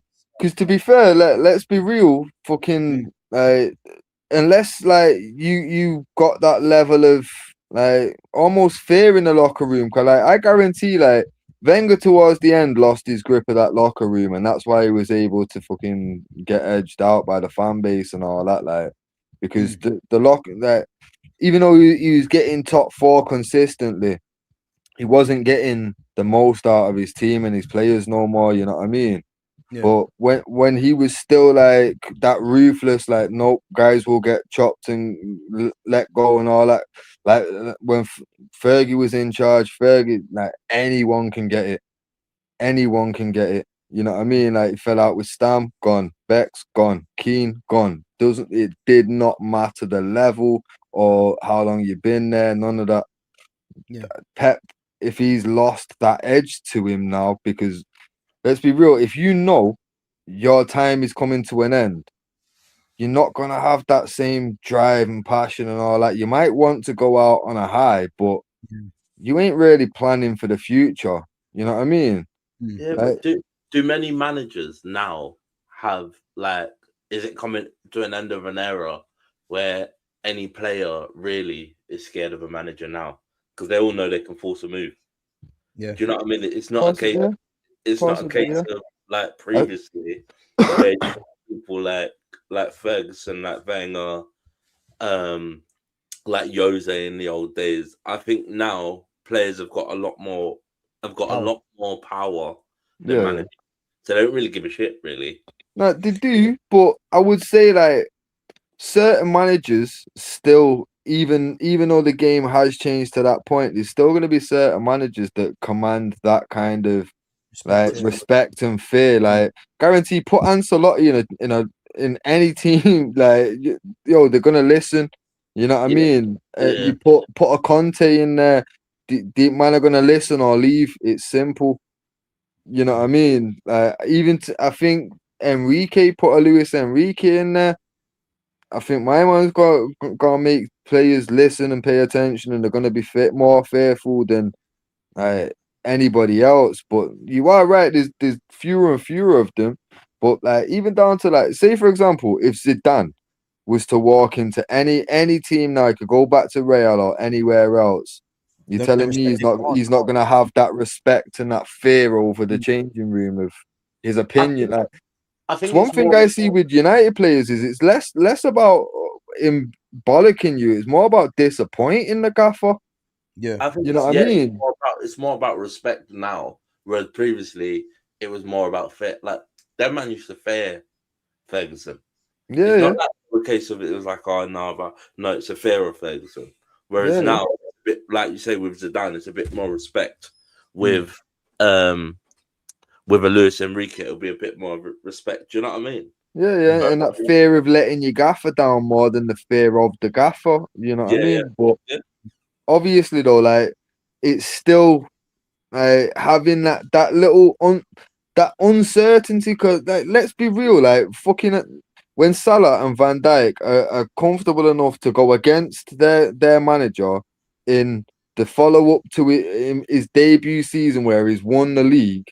And now they're turning on him couple months into the second season. Bro, like that's they clearly don't respect him. So there's no kind of fear there. And the fact is that Salah even said it like, I don't have to work. I've earned my spot. You know what I mean? So for me, no player is gonna say that. No player playing for Conte has the bollocks to say that. Not one player at Napoli is saying, I've earned my spot, I'm not playing. I guarantee fucking Aussie man probably tried that and that's why he's not there, bro. Let's be real, bro. Like and look at what he gets out of his team. Look, bro, my man signed McTominay and Rasmus and he's fucking dominating like with them, man. Come on, bro. We watched them man firsthand. McTominay's not bad. Yeah, Rasmus is atrocious. I watched Rasmus celebrating in a Champions League game the other day, bro. You get me? My man's bagging in Champions League under Conte, bro. Like, he knows you don't fucking score. You're going back to Manchester where you're not wanted. You know what I mean? Wait, he knows it's his last time there. That's why. Yeah, You know what I trust mean? me. This will be your last time on the Yeah. pitch. We'll end you alone, mate. Fuck that. Fuck this up. You're gone. But that's what I'm Crazy. saying, bro. Like when you've got bosses like Arteta, where it's like, it don't matter. We'll this 65 million striker, we're gonna keep him for 4 years and then we'll let him go for 12 million. Like, it's stupid. Crazy, isn't it? Obviously that man's comfortable. He's earned his spot just by being a fucking 65 million player these days. Like, but that's what I'm saying. It's when you look at the managers that have some kind of level of respect, or there's going to be fear of letting them down. Like, I guarantee these United players now are more concerned about letting Carrick down than anything else. Yeah. You know what I mean? Obviously they want to succeed for themselves, but right now, I guarantee when they leave that changing room to step out onto the pitch, whatever Carrick has said has motivated them now to want to do well for him and to do what he's told them to do. You get me? Yeah. When they was leaving after Amorim's fucking team talks, you really think they were going out, I want to do this for him? Probably going out thinking this ain't never gonna work. You know what I mean? It's a different mind state. Like, you obviously player power's too strong now for it to be Fergie times, but fucking hell, there's got to be a level of fear somewhere coming from something, whether it's respect or elsewhere. Like, it's got to be there, man. Otherwise, whatever team is being managed by someone that if there's nothing there. Eventually, but bro, again, there's never been any bigger evidence, at the fact that we've won our last 3 games. You know, no one can tell me that they can come out and say, you know, they liked Amorim, all this they want, but proof is in the pudding. Because I guarantee this now, if Amorim was in charge against City, Arsenal, and Fulham, I don't think we win either game. No, I don't think we get a point. I don't think we do. You know what I mean? I don't As think bad we get a single point. consistent as City have been, I don't think we beat them under Ruben Amorim. You know, these players clearly, you know, clearly didn't really rate Amorim like that. You know, I don't care what anyone says. People can come out and say, you know, the certain players like the Brunos, you know, the Dallots, Maguires, and that they liked Amorim, but there's no way they're beating them teams if Carrick didn't come in. I'm sure of that. And that's what coaching does, you know, and this is the biggest problem with Amorim. He weren't coaching these players, isn't it? So 100% is what it is. Let me go into these comments quickly before we move on. Big up Christopher McGrath says Sunderland versus Burnley tonight, 8:00. What's your guys' thoughts? I think Sunderland at home win that. You know, I think they do. At home they're quite strong, man. So I know Burnley. I think Burnley's last game, actually, to be fair, they had a decent result, if I remember. But I think Sunderland at home, you know, I think they might nick that probably by the odd goal. You know. Yeah, I think Sunderland at home are next level. Yeah, they're tough, man. They're a tough team to beat at home, and I think we've still got to go there as well. So, yeah, it won't be easy. This is brilliant. Man's just made up 13 points in his head. Nah, listen, man. The 13 points were there, man. We gave you the games, and we gave you the man. We gave you obviously who was in charge for that as well. So, listen, you can be running scared all you want. Fitz, one for you, man. Lumi, she's on her bullshit yet again. Yeah. Go on, read it for me, Carl. Even with the specs, should we just skip it? So go on. Lumi says, Fitz, best defender in the world, Gabriel or Saliba? I thought you wanted to know the best defender in the world. There you go. Skip. Lumi never changes, man. Seriously. Jonas, one for you, man. Big up to Foxy Danny says, do you think Liverpool can be at the top of the league? Impressive result on Saturday. Not quite sure what Danny's smoking, but whatever you're smoking, Danny, put it down. Listen, anything can happen. Anything can happen. We can go on and run of games right now. Nah, I do think that we can put a string of games together. I think it'll give us confidence, and as long as you can keep a similar team and whatever else. But I just think injuries and stuff. It was sad to see Frimpong, because Frimpong's been in and out, just injuries, and it's just like You guys tried to get Gertruda, innit? Lucha or Gertruda from Sunderland. Yeah, from Sunderland on loan, I think. Yeah. Couldn't work out a deal though. Again, to me, it just doesn't make no fucking sense. You got a right back. That's what annoys me, is you've got a right back. It's like Calvin Ramsey. Yeah, it's like me telling you lot, you've got Dijk, and then you go, no, Ruben, I'm still gonna go and buy another defender. I don't care if we got Dijk. I'm gonna play Casemiro where Dijk is. That's literally what he's fucking doing.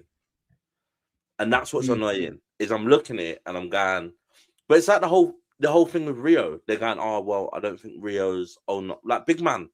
He's in the team every week. If you don't think he's good enough, don't fucking put him on the bench. That's what. Is that what Slots come out with? Yeah. No. But he's just like, I don't know if he should be starting games and blah blah and this and that. And I'm like, if you don't think he's good enough, don't put him on the fucking bench. To be fair, bro. Do you know what I mean? Don't put him on the bench. I'm hearing a lot of comparisons to Amorim, basically. Yeah, you know, bro. Do you know what I mean? That's Kobe. He's treating my man like Kobe. It's fucking stupid. Absolutely fucking stupid. You got a right back. Play the right back. Why are we playing a guy that you say in Sabozza that can play right back, or playing Curtis Jones? You have a right back that can do a right back's fucking job. What are we doing there? Trust me. It's like when we was playing Ahmad, you get me that, I'm hearing a lot of Amorim's wearing a slot mask, I'm convinced at this point. No. He's playing 2 roles, getting double checks. It's fucking ridiculous. It's absolutely ridiculous. And it's just the whole thing of like, oh well, I don't know if they should be starting games, and all the data we've had on who's injured and who's not injured and this and that. And I'm like, big man, I don't give a shit about all of that. I don't give a shit what data you've got. You've got a team. These men are telling you they're fit. Fucking play them. Because I'm pretty sure if we all go down on a Saturday football game, if my manager turned around to me on a Saturday football game and went, I'm thinking fit enough, Ruben, don't fucking pick me then. Why am I here every week? Do you know, like, why am I here every week? No, 100%. Do you know what I mean? Like, if you don't to be fair, don't pick me. To be fair, then obviously, seeing top of the league, like it's like you're. This guy's shameless, man. He's a shameless guy, man. So where do you think, honestly, like the best? Where do you think realistically you're gonna place, and where do you think right now, if everything started clicking, where's the best you could place? The best we could place is second, I think. Right. If everything started clicking and we had all the right, I reckon the best we could hope to finish is second, probably. Yeah. I can't push you for that. Man, you got to beat City on the weekend. Do you know what I mean? But again, I think to me, the big teams don't frighten me. The big teams don't frighten me. This is the big teams. Liverpool can always get up for those games. It's the little fucking teams where we seem to fuck up. The games where you think, oh yeah, we're gonna go there, we're gonna get 3 points, and we're gonna walk away with it, like a Fulham, like a Sunderland, like a Bournemouth, and then all of a sudden you're dropping fucking points. It's fucking stupid. So the big teams I don't worry about, because the big teams, I'm like, we'll always get up for those games. I'm not worried about those games. My problem is when we come to the smaller teams and they start sort of sitting in a low block, and because we're sort of trying to change our tactics and go, oh yeah, well we'll just keep hold of the ball. No, go and fucking press them. Let's keep them pinned in their own box. If they beat the press, they beat the press. It is what it is. But I'd rather go out with a fight than sit round and go, oh yeah, we're just gonna ping it around for 3 or 4 and find an opening. Fuck that. I need someone to go and find me a goal. Do you know? And that's what's frustrating for me, is players like Rio are exciting because every time he gets that ball, you're going, big man, take him on. And he goes, I'm gonna fucking take him on. And he's horrible to watch because he's stepping inside, outside, and the players going, oh, for fuck's sake, bruv, just give me a second. Do you know what I mean? It's horrible. It is horrible. Let me just get on to these chats in it, because they're just flooding in. I just see Burnley's last 14 results, man. There's not one win in there. It's like they got down, bro. 4, 6, 7, they got down, bro. Whoa, nine losses in 14, yeah, and 5 draws. Crazy. That is mad. But yeah, Mamba, man, you're the most shameless guy I've seen, man. Look, yes, boys. Who's top of the league? I forgot. Yeah, but where was you last week, man, when you got smoked? You know what I mean? That's what I'm trying to say about these guys, man. These guys just want to turn up when it's comfortable for them. Don't worry, man. We're not forgetting. Yeah. So I got something for you, man. Don't worry about that. Lumi says, is Luke Shaw playing himself into the World Cup? No, not really. What's his name? Crazy talk. I mean, your guy's getting nowhere near it, man. Miles Lewis Skelly, yeah, he's out of it. But you got Lewis Hall and you got Nico O'Reilly, man. They'll be the front runners. But yeah, Luke Shaw, man, his days are done with England, man. Thomas Tuchel hasn't even put him in the squad, not once yet. So, thoughts on Xavi Simons starting to look key for Tottenham? Well, after a second half performance, we're doing that already. Let's see what he can do next game against us, because I'm saying it now, he's going to have a poor game. So, let's go through these chats. Guys, make sure you're smashing the likes, guys, and make sure you're subbing and sharing the channel. I told you, man, Arteta will retire Pep. No, Pep's retiring. Pep's retiring, and Arteta's going to fluff it last minute to give Pep a send off. Do you see what we're doing? Bro, he's trolling, man. He don't mean that, man. He's, you know what I mean? If he does mean that, then he needs to go and get himself checked, man, because that don't make no sense to me. Big up to Philly 14235. Big up.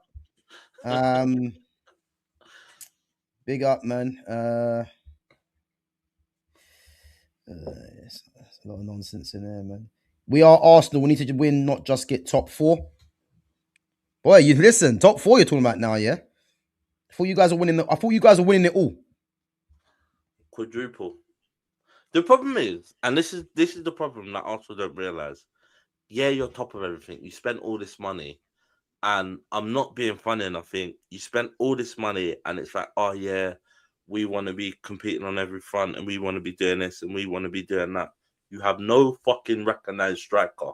What the fuck are we doing there? What are you competing with? Bro, don't listen to them guys. Them guys are idiots, man. Seriously. They're talking rubbish, man. Listen. And furthermore, you see one of the key things that we always talk about. You see, when we was pissed off with Amorim, we was constantly going back to, this isn't how United play football. This isn't what we want to see. Yeah? You say the same thing about Liverpool. These men are content with the fact that they went from Vieira, Henry, Bergkamp to fucking Saka, Trossard, and Gyökeres. It's fucking outrageous. What a downgrade. You know what I'm saying? It's not even that. It's not even that. You've gone from Ozil to Odegaard. Yeah. And Odegaard is the best thing since sliced bread. Where? Bro. Where is he the best thing since sliced bread?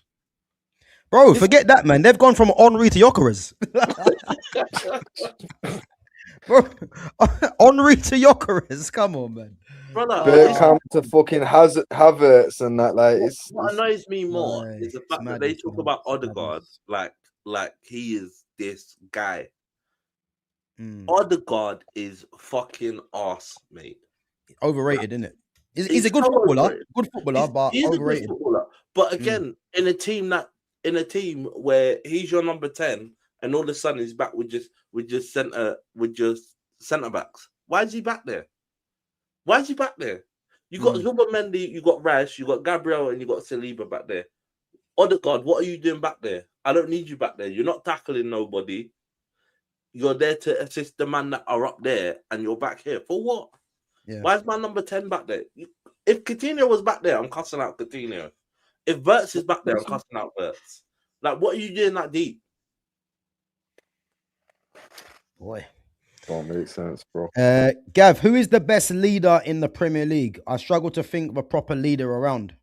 Yeah, that's because we're in an era now, man, where you don't really get players like that too much. You know, if I'm looking at close to home, Casemiro's a leader. Granit Xhaka, your former player, he's definitely a leader. He's definitely a leader. I mean, players lead in different ways. You ain't got to be a shouter or a screamer. You can lead in performance. But if I'm looking at Xhaka, Casemiro, I think Reece James is someone that leads in performance. I think Smith Rowe's been leading that Fulham team. He's a good player, Smith Rowe, man. Yeah, no, but I feel like he's one of the key leaders in that team for them. Yeah, but again, I think if we're talking He's about only fairly young as well. Yeah, performance wise, 100%. Big up to Monk underscore YNWA says, but Salah did something similar to Klopp. What was that? Monk, if you're still in the chat, what did Salah do similar to Klopp? We missed that one. I don't think he did.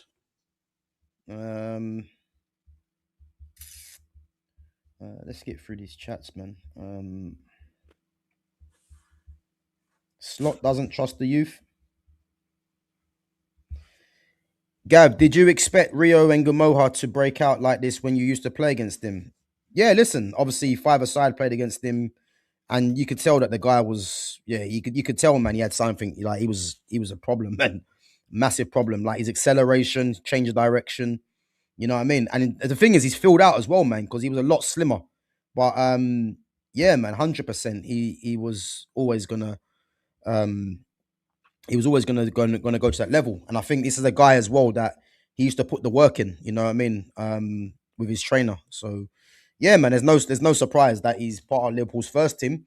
I just wish that he got more game time, because I think if he gets regular game time, you know, I think he'll hold his place in there, you know, because from what I know of him, man, he's got a good head on young shoulders, man. Like he seems very level-headed, you know, and you know, it's one of them things where I think he just needs to be given the chance to showcase what he's got, man. And I reckon that once he gets himself regular in that team, it's going to be difficult to get him out of there, you know. So yeah, man. Rio breakout like what? He's hardly played. He's not part of the first team. Slot just got him rotting on the bench. He's part of the first team. That's why he's on the bench. Big up Philly, man. Rio's on the bench. So if he's on the bench, he's part of the first team. But yeah, no, he will break up, man. It's one of them things where he just needs to be given he just needs to be given the platform, man, to as I said, man, to showcase what he's got. Sorry for the negativity, but I'm fuming with Liverpool. I hear it, man. Listen, Philly, I was where you was. Me and Fitz were both where you was about a couple of months ago, man. I'll have to be honest. Well, tell a lie. About 4 games ago, should I say. 4 or 5 games ago. So I know the pain, man. But listen, Sekou Kone is better than Rio. Well, one's a central midfielder, one's a wide man. But I hear it. Arsenal fan, big up to serious fan, but listen, let's hope Sekou Kone gets more game time next season, because I definitely do think Sekou Kone's got something, man. But we can't be comparing Kone and Rio when Rio's played first team games. Kone's a central midfielder anyway, and Rio obviously plays out wide on the left, so we can't really be comparing that. First team is the first 11. He's part of the squad. Big up to Philly, man. Don't back. Listen, I can see in your eyes. We can't be going back and forth, man, because it's time consuming. But nah, big up to Philly, man. Big up. Big up to Crawley Eagle, man. Long time. Where you been? You've been hiding, man. You've been hiding. But big up, man. But listen, let's move it on before we wrap it up. Let's go on to the weekend games. Obviously, hold on. Before we get into the weekend games, can I just say Traore is no longer called Traore. He's not Adama. His name now is Adam. The man, last man, like he was the first man. Corella on the floor, man. It was like, you know, it reminded me of. It's like a year 11's kid, yeah, just picking on a reception kid. Like the way he dashed him head first, yeah, I thought Cucurella was knocked out. I've never seen nothing like that in my life. And then João Pedro, you know, Pedro from the Brazilian streets of the favelas, you know, he could push Adama, and then as soon as Adama turned around, if you watch Adama's eyes, yeah, I just watched João Pedro, and he did not fancy it. You know, he was actually lucky that Tadibo got involved. Because I hate to think what Adama was going to do. Bro, nah, to be fair, You saw the regret in João Pedro's face when Adama turned around, didn't it? Like, Yeah, he's like, oh shit, what have I done here? You know what I mean? yeah, like, yo, Love me. he Sorry, definitely Adama, I thought didn't he realize was gonna carry on going to the ref. Then he just thought that was it. Hey, listen, man, it was crazy, He saw man. his whole life, bro.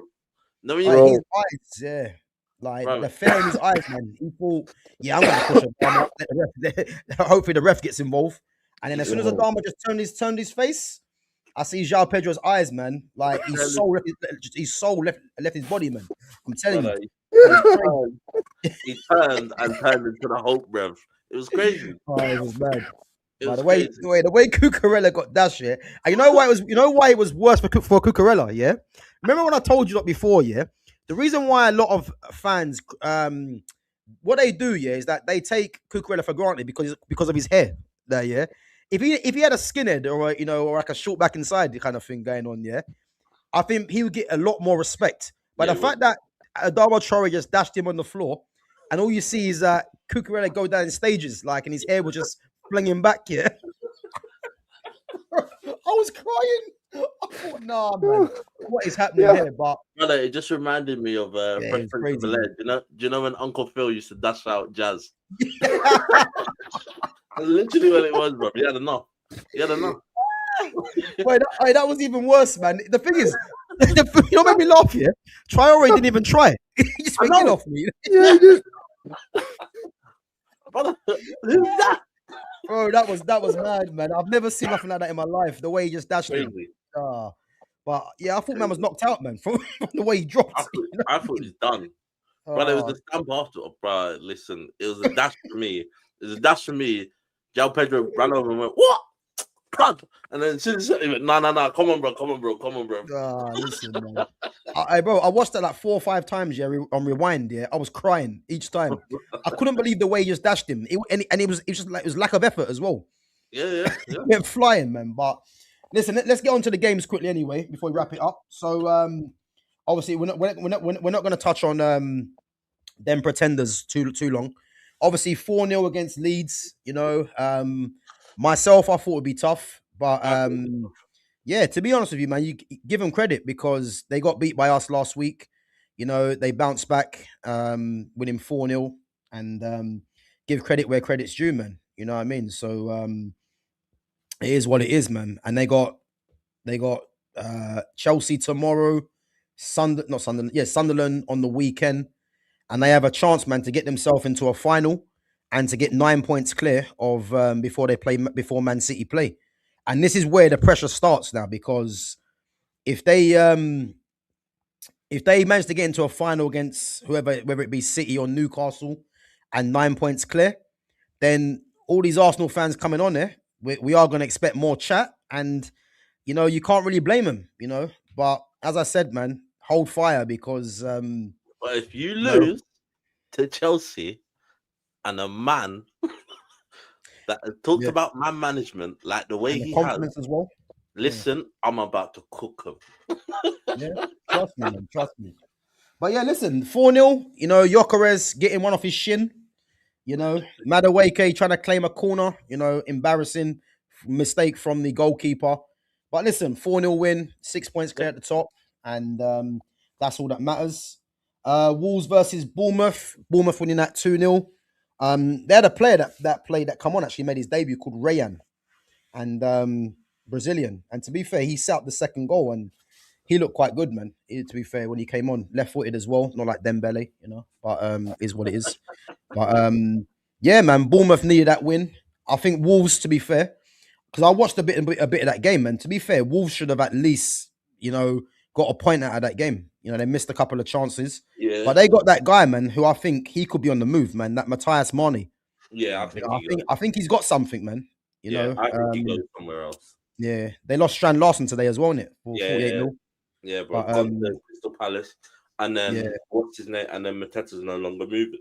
Nah, I think he failed a medical or something like that. I think it was. Yeah. But yeah, listen, yeah, man, 2-0 Bournemouth, and a much needed win for them. What's the other game? So Brighton Everton, you know, last minute equaliser from Beto. You know, they're two strikers, to be fair, are getting goals, man. They are scoring some goals, Beto and Tiano Barry, man.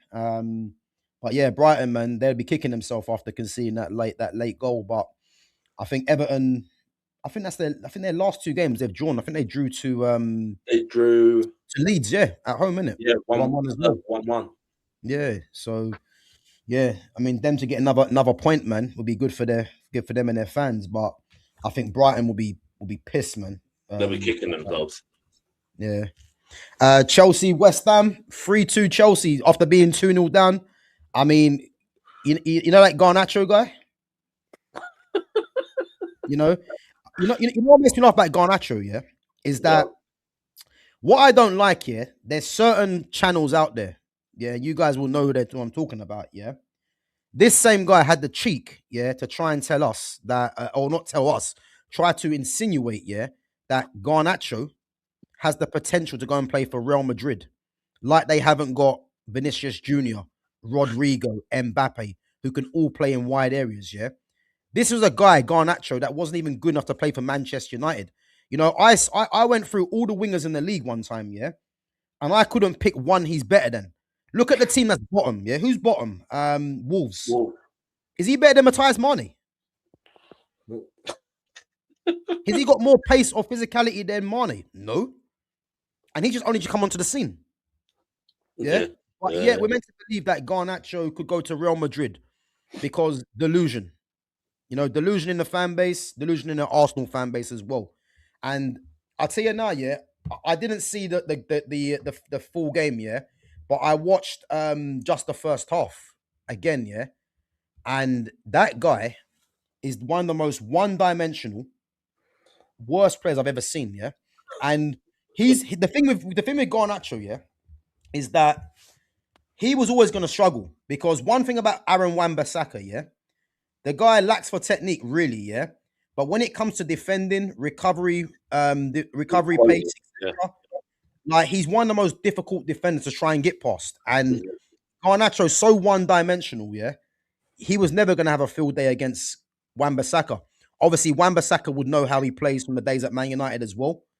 And the fact the guy got hooked off after half-time and then Chelsea coming back from 2 goals down to win it, I mean, to be honest with you, man, Rossini's doing a good job, and it shows their resilience, really.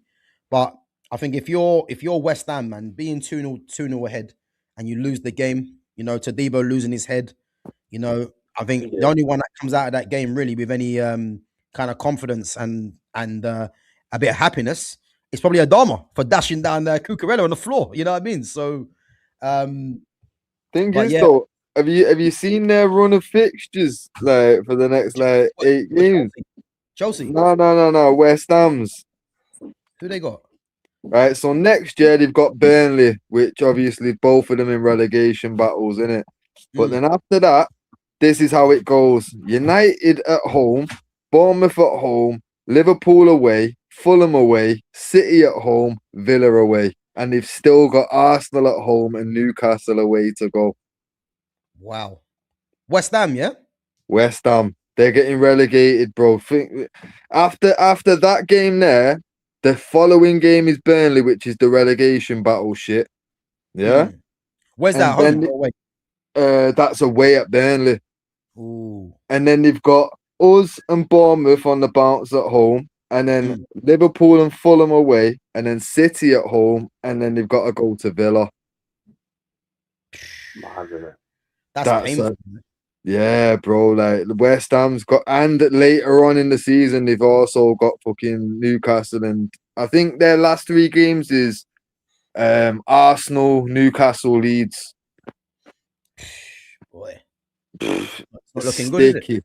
Sticky. I guarantee they're going down. But you know what makes me laugh? I guarantee you this though. There's gonna be a couple of results in there where they're gonna shock because it always happens. You know what I mean? Yeah. I won't be surprised. But to lose that from being 2-0 up. I mean, if you get a point out of it, you're disappointed. But to lose that 3-2, it's poor, man. Villa Brentford. I mean, 1-0. I'm more pissed because Villa couldn't cut that gap, and Kevin Schade getting sent off for kicking out on Matty Cash, yeah.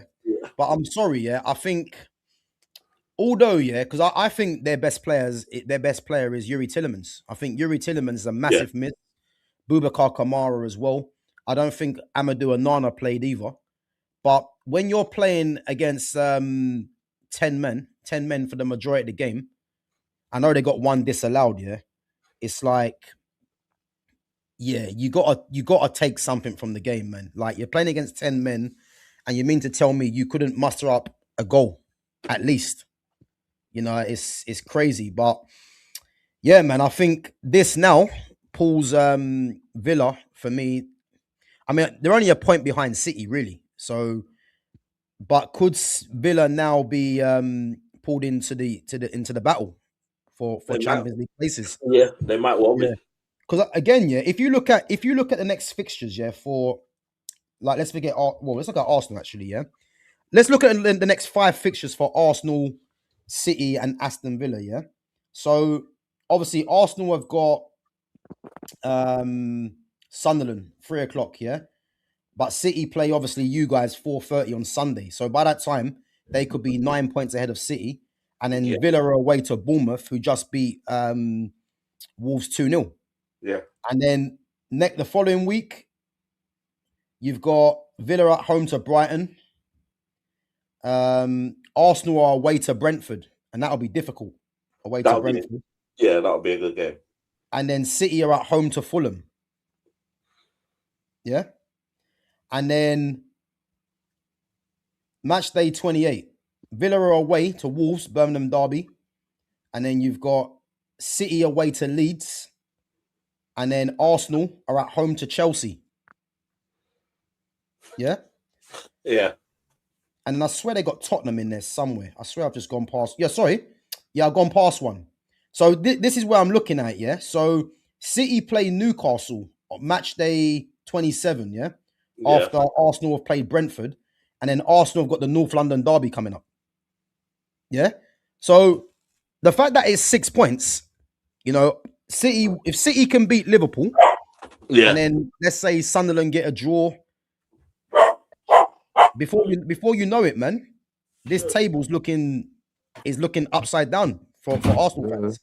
I'm telling you, man, there's a long way to go, isn't it? And yeah, man, they just need to hope that City keep faltering. But I think I think where Arsenal might have a bit of a confidence boost here is the fact that they've got Sunderland at home, you know, and their home record's good. They'll be expecting to win that, knowing that City have to go away. It's not like City are at home; they're away and they're playing against the champions at the moment. So I think this is where the confidence is coming from. But if City somehow beat Liverpool and Sunderland pick up a point, I'm telling you this now, it's panic stations, because Brentford away won't be easy. North London Derby is a North London Derby. You got Chelsea for a London Derby. And in the meantime, City got 2 home games against Fulham and Newcastle. No, so just saying, man. This is the thing for me. Like, even if City get held to a draw, and fucking Arsenal win, still with the Fulham match and the Tottenham match, they're gonna be tricky games for them. You know what I mean? And if say for example 2 shock results there, bro, say if City get held to a draw and they win, they go 8 points clear, innit? Yeah. And then 2 shock results there, and you're potentially down to 2, maybe 4. And City have to play Arsenal, remember, on the 18th of April, I think it is. So again, that game there, I'm technically looking at that game as I'm looking at Arsenal right now as being 3 points ahead, because I think City beat them at home. That's what I'm saying. So realistically, even if they end up like City get a draw out of Liverpool and Sunderland can't get anything out of the Arsenal game, with that 8 points, doesn't mean much when you've still got, like, Fulham's not going to be an easy game, Tottenham's not going to be an easy game, and you've still got to go away to City. And I guarantee, I've not properly looked at their fixtures, but I guarantee there's at least 1 or 2 like other sticky games in there that they could potentially drop points in. It's not a clear pathway to it, and especially when you start throwing into the fact that they want to compete for Champions League and FA Cup and everything else, squad rotation. Let's not forget, these are the same Arsenal fans that were trying to tell us the first time they dropped points this season, it was because they didn't have a full strength team out. You know what I mean? Like these Arsenal fans don't like to rotate the squad apparently. And when they do, they only like it when they get it right. And when it goes wrong, it's because fucking people weren't on the pitch. And that's where the pressure starts kicking in. Because Arteta knows he needs to get the choice right every single week from here on out, because Pep will not let this go. And Emery's on a bit of a path as well, you know what I mean? Yeah. And considering how, like I say, topsy-turvy this league has been, there are people out there that are fully thinking Liverpool could go top, United could go top, Chelsea could still go top, like, because that's how shit the league has been. All it takes is 4 games. Bro, you know what I mean? If you think of it right now, yeah, any team that puts away 3 or 4 wins in a row, you're gonna see how quickly they shut the table. Yeah, and I think if any team does that, they're gonna be in pole position for me. Bro, any team that goes 3-4 games in a row that wins. Look at it like this, bro. Look, like we've just gone 3 games in a row. Look how different people are looking at United now. Look how different we're looking at United now. Like that's the proof. You know what I mean? 3 games and this league changes. Now we're back in Champions League spot positions, and we're actually saying, look, no less. When this season started under Amorim, we was hoping top 6. You know what I mean? Expectations have changed in 3 games. It doesn't take much, man. And they've got at least 3 tricky ones in Fulham, Tottenham, and City just there. Bro, don't rule out Brentford away. Chelsea at home. I'm telling you. And I think the game tomorrow for Arsenal, it could be a confidence killer for them, because if Chelsea come out somehow overturn that result, that could set a negativity for the rest of the season for them. Yeah, and let's be clear, we've just watched them overturn a 2-0 deficit in fucking 45 minutes. They've got 90 minutes to do it now. There you go. Know what I mean? I'll be watching that game tomorrow, boy. I ain't gonna lie, man. Watching that closely. And we'll have to wait and see, man. But let's just get on to the rest of the game before we wrap it up, man. Forest 1, Palace 1. I mean, Palace, man, their team's being decimated. I mean, bro, you know what? I feel sorry for them, man. I mean, like, look at who they lost, from before. Joachim Anderson. Yeah. Mark Guehi. Yeah. Michael Elise. Eze. Mateta wants to leave. The manager wants to leave. Wharton's going probably next season. Yeah. Bro, if you kept all them players together, who's to say they're not battling for Champions League right now? Yeah. You know, it's crazy, man. Their team has just been ripped apart, man. And I mean, they drew 1-1 yesterday. I've not even seen the game, funny enough, against Forest. But Forest got someone sent off. But yeah, I didn't even see the game. But I think did you not see the handball? I've not seen the game, man. Oh, brother, you gotta go and watch the handball. It's almost reminiscent of Luis Suarez. No. Oh, okay. Oh, that one of them ones, yeah? Brother, it's one of them. It's a great save. It shouldn't have been a save. What? Whose goal was that? Was that Forest's goal or no, it was Palace's goal. Nico Williams comes out. He comes out of nowhere. Bro. Oh. Well, to be fair, man, he is former Liverpool, isn't he? So, hey, don't do that. Yeah, he's former Liverpool, man. You guys do cheat, so I can't even blame him.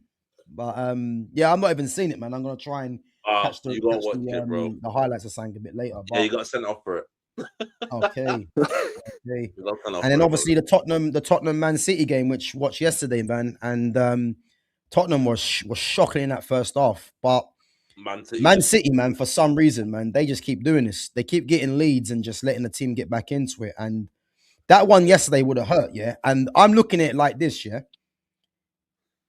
I'm looking at the fact that could this be the turning point for City where they just start putting teams away and start fixing up? You know, because a lot of their players, you know, I don't think they've got too many injuries. I think Kovacic was a long-term one. I think Diaz might be back soon. Gvardiol is a massive miss. But obviously they got Guehi come in, Semenyo, obviously Doku's out as well. But I think it could be a game, man, where they just this could be a game where they start fixing up. Because I think against Liverpool, against you boys, man, you know what? I think they pick up the win.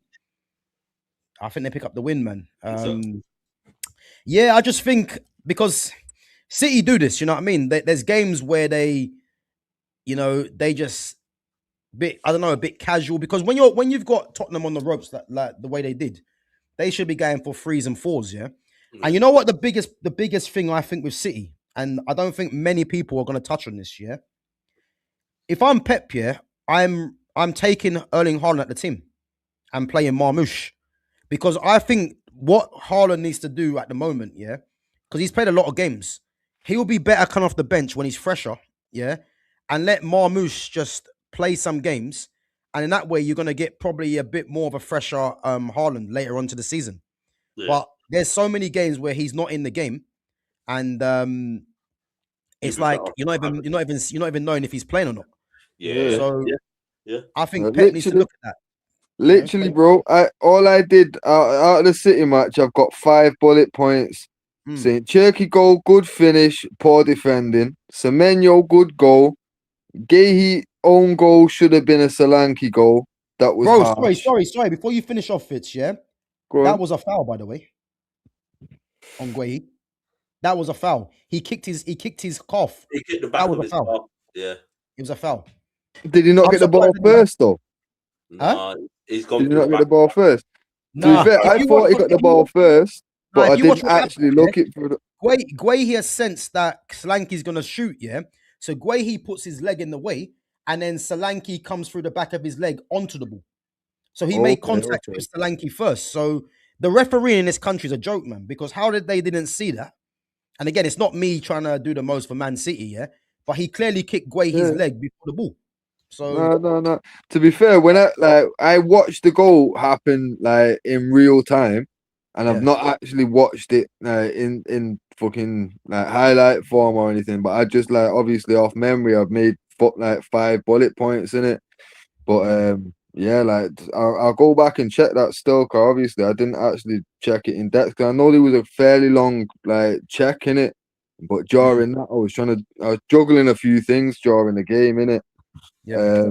But then obviously I put Solanke, Scorpion, Mazza, and then underneath it, Haaland has been shit for time.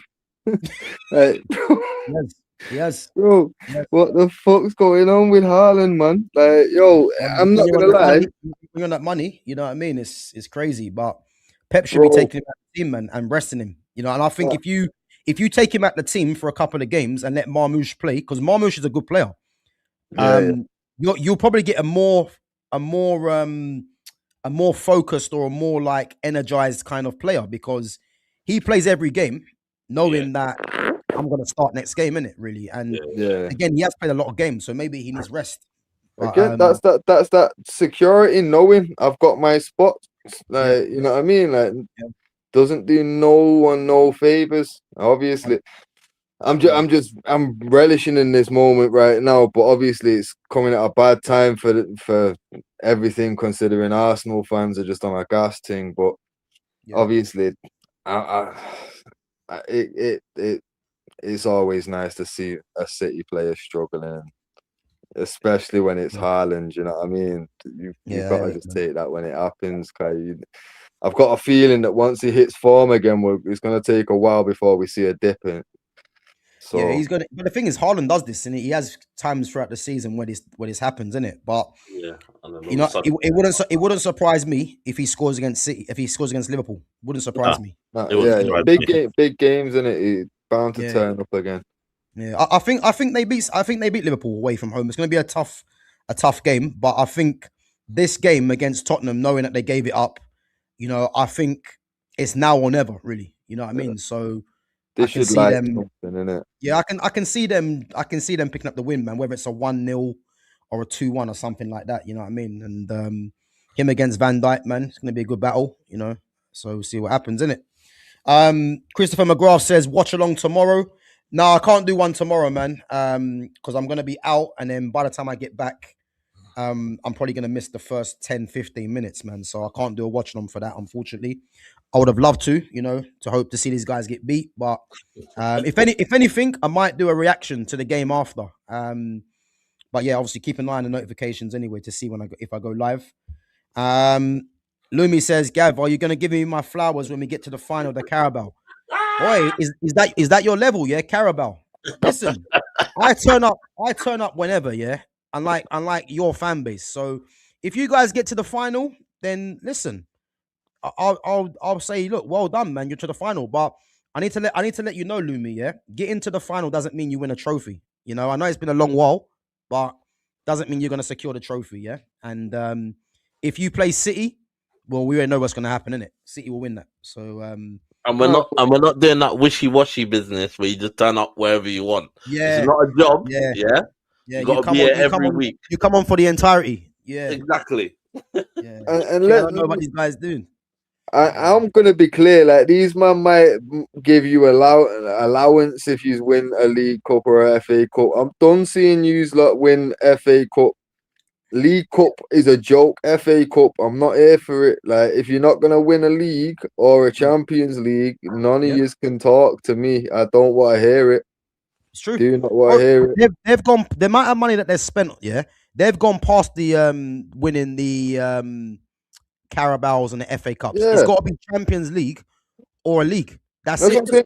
Yo, if Crystal Palace win the Carabao Cup, I will congratulate them from the bottom of my heart. But not if fucking Arsenal win the Carabao Cup. You know what I mean?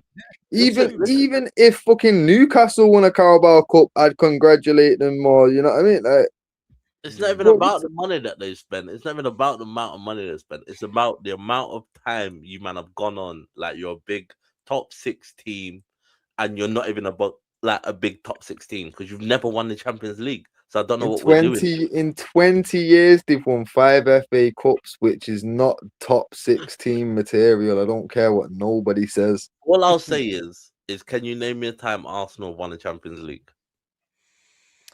No. So they're not a top 6 team.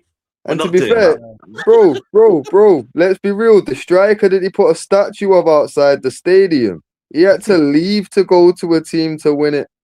There you go. Go. Everybody leaves to go and win time, bro. And you know what? Left. Bro, you know what's worse? You know what's worse, though? You know what's worse? Getting dunked on by Belletti. No. The fact that Henry actually left to the team that beat them in a final. Yeah, it was planned. My man didn't turn up. He knew what suckers they were, man. I'm telling you. My man just didn't turn up to the final intentionally knowing that I'm going there and winning it next season with them. Don't worry, guys. I'm joining you soon. Don't worry. You get me? Then came back and got a statue. That's crazy. But guys, this is the same team, that gave Eze a Muriel. that just shows you the standards at that club. The guy's not even arrived yet at the club, but there's a Muriel of him. Yeah. You know what? What's crazy? That actually feels like, remember when City did the Tevez welcome to Manchester? It's like the smaller club trying to take a dig at the bigger club. And that was them taking a dig at Tottenham. Maybe that's because they've won European trophy since, like, you know what I mean? It's obviously. I don't think that Muriel would have been done if Tottenham hadn't have won a Europa last season. Bro, the funny thing is though, deep down, it hurts their soul, that Tottenham have got a European trophy and they haven't. You know, deep down that hurts their soul, innit? They can't chat to Tottenham. I'm sorry, you can't. That's why they're trying to make out like the Eze thing's bigger than winning a Europa, because obviously he's not even playing. bro, it makes no sense. But these Arsenal fans will always stay in the chat talking the most wildest shit. Like, I swear, Lumi's comments are just they're randomly generated by something. Like, I guarantee she just puts a name into a generator and it just spits out random comments. Yeah. Fucking, who can I compare Mount to? And it spat out Varane one time, and I'm like, that's insane. Like, bro, she tried to compare Mason Mount and JJ Kocher. Like, bro, I know, but I'm not even. I refuse to say the sentence. I'm not putting them words together, bro. JJ was a different thing. I'm not even. Nah. Different kind of beast. Like I say, I love JJ Okocha to the point where he was the highlight of match of the day for me for years. Like, yeah, I will. Remember him flicking it over Ray Parler's head? Remember? Yeah, bro. This is what when I say, do you remember what he done to Arsenal? This is what I'm talking about, bro. Like, oh my god, bro, he was fucking disgusting, man. Like, I genuinely because of the level of the skills and the flair and that, I put him on a par with Dino. That's how highly I rate JJ Okocha. No one can chat to me about JJ, huh? He was on smoke like that as well. Lumi, what you doing there, man? What's Lumi doing? Mount or Raquelme? Listen. Bro, listen. I can't read that out. The random generators at it again. Fucking hell. Yeah. Next, you'll probably put in there R9 or Yokeres. You know what I mean? That's how bad it's getting. Yeah. Boy, on that note, man, let's wrap it up because my head's hurting. But yeah. But listen. I'm telling you now, prediction tomorrow, Chelsea go through to the final. You've heard it here first. Chelsea go through to the final tomorrow. I think they do. And I'm telling you this now. When Chelsea go through, I want to see you guys show up. You Arsenal fans show up. Yeah. If Arsenal go through, then I'm giving your flowers right now. Fair enough. You know, you got to the final. It's not a trophy, but it is what it is. But I'm telling you this now. I want to see you show up when Chelsea go through. Yeah, you get to the final, but you still got to win it. There you go, man. You know what I mean? Can't get to the final. We've seen them get to the final hurdle in full. So, I mean, they haven't got Aubameyang to bail them out or Unai Emery. Oh no, Arteta was there. Sorry, you haven't got Aubameyang. But it is what it is, isn't it? But guys, listen. Big up to Moses. Says you are a hater, Gav, but I'll be here. I mean, there's not much to hate on. You know what I mean? Because 5 FA Cups. You got to win trophies to hate on someone. Like, I don't get it. But yeah, you guys can live in your delusion, man. We'll always be here to support you guys anyway through the tough times. But listen, guys, big up yourselves for coming on. Make sure you smash the like button. Make sure you sub to the channel. Make sure you share the channel as well. And guys, make sure you go and follow Fitz and Jonas on their socials. So all the information is on the description to their links. So yeah, go and follow them. And as I said, 6th stream, we're going to be back next week, same time. Hopefully we'll have something lined up for you guys for next week in regards to the decoration of the stream. So keep an eye out for that one. And as I said, listen, I should be back tomorrow, man. If Chelsea get to that final, and I want to see what you Arsenal fans have to say. You know, I would be there. I would be there. Yeah, let's see if they will be there because you know they weren't there last week when we smoked them. So it is what it is. But guys, as I said, make sure you smash the likes and you sub to the channel. And yeah, I'm gonna catch you guys probably tomorrow, but if not, same time next week, 5:30. Big up yourselves each and every time. You man, take it easy, yeah? Yeah, man. Take it easy. Yeah.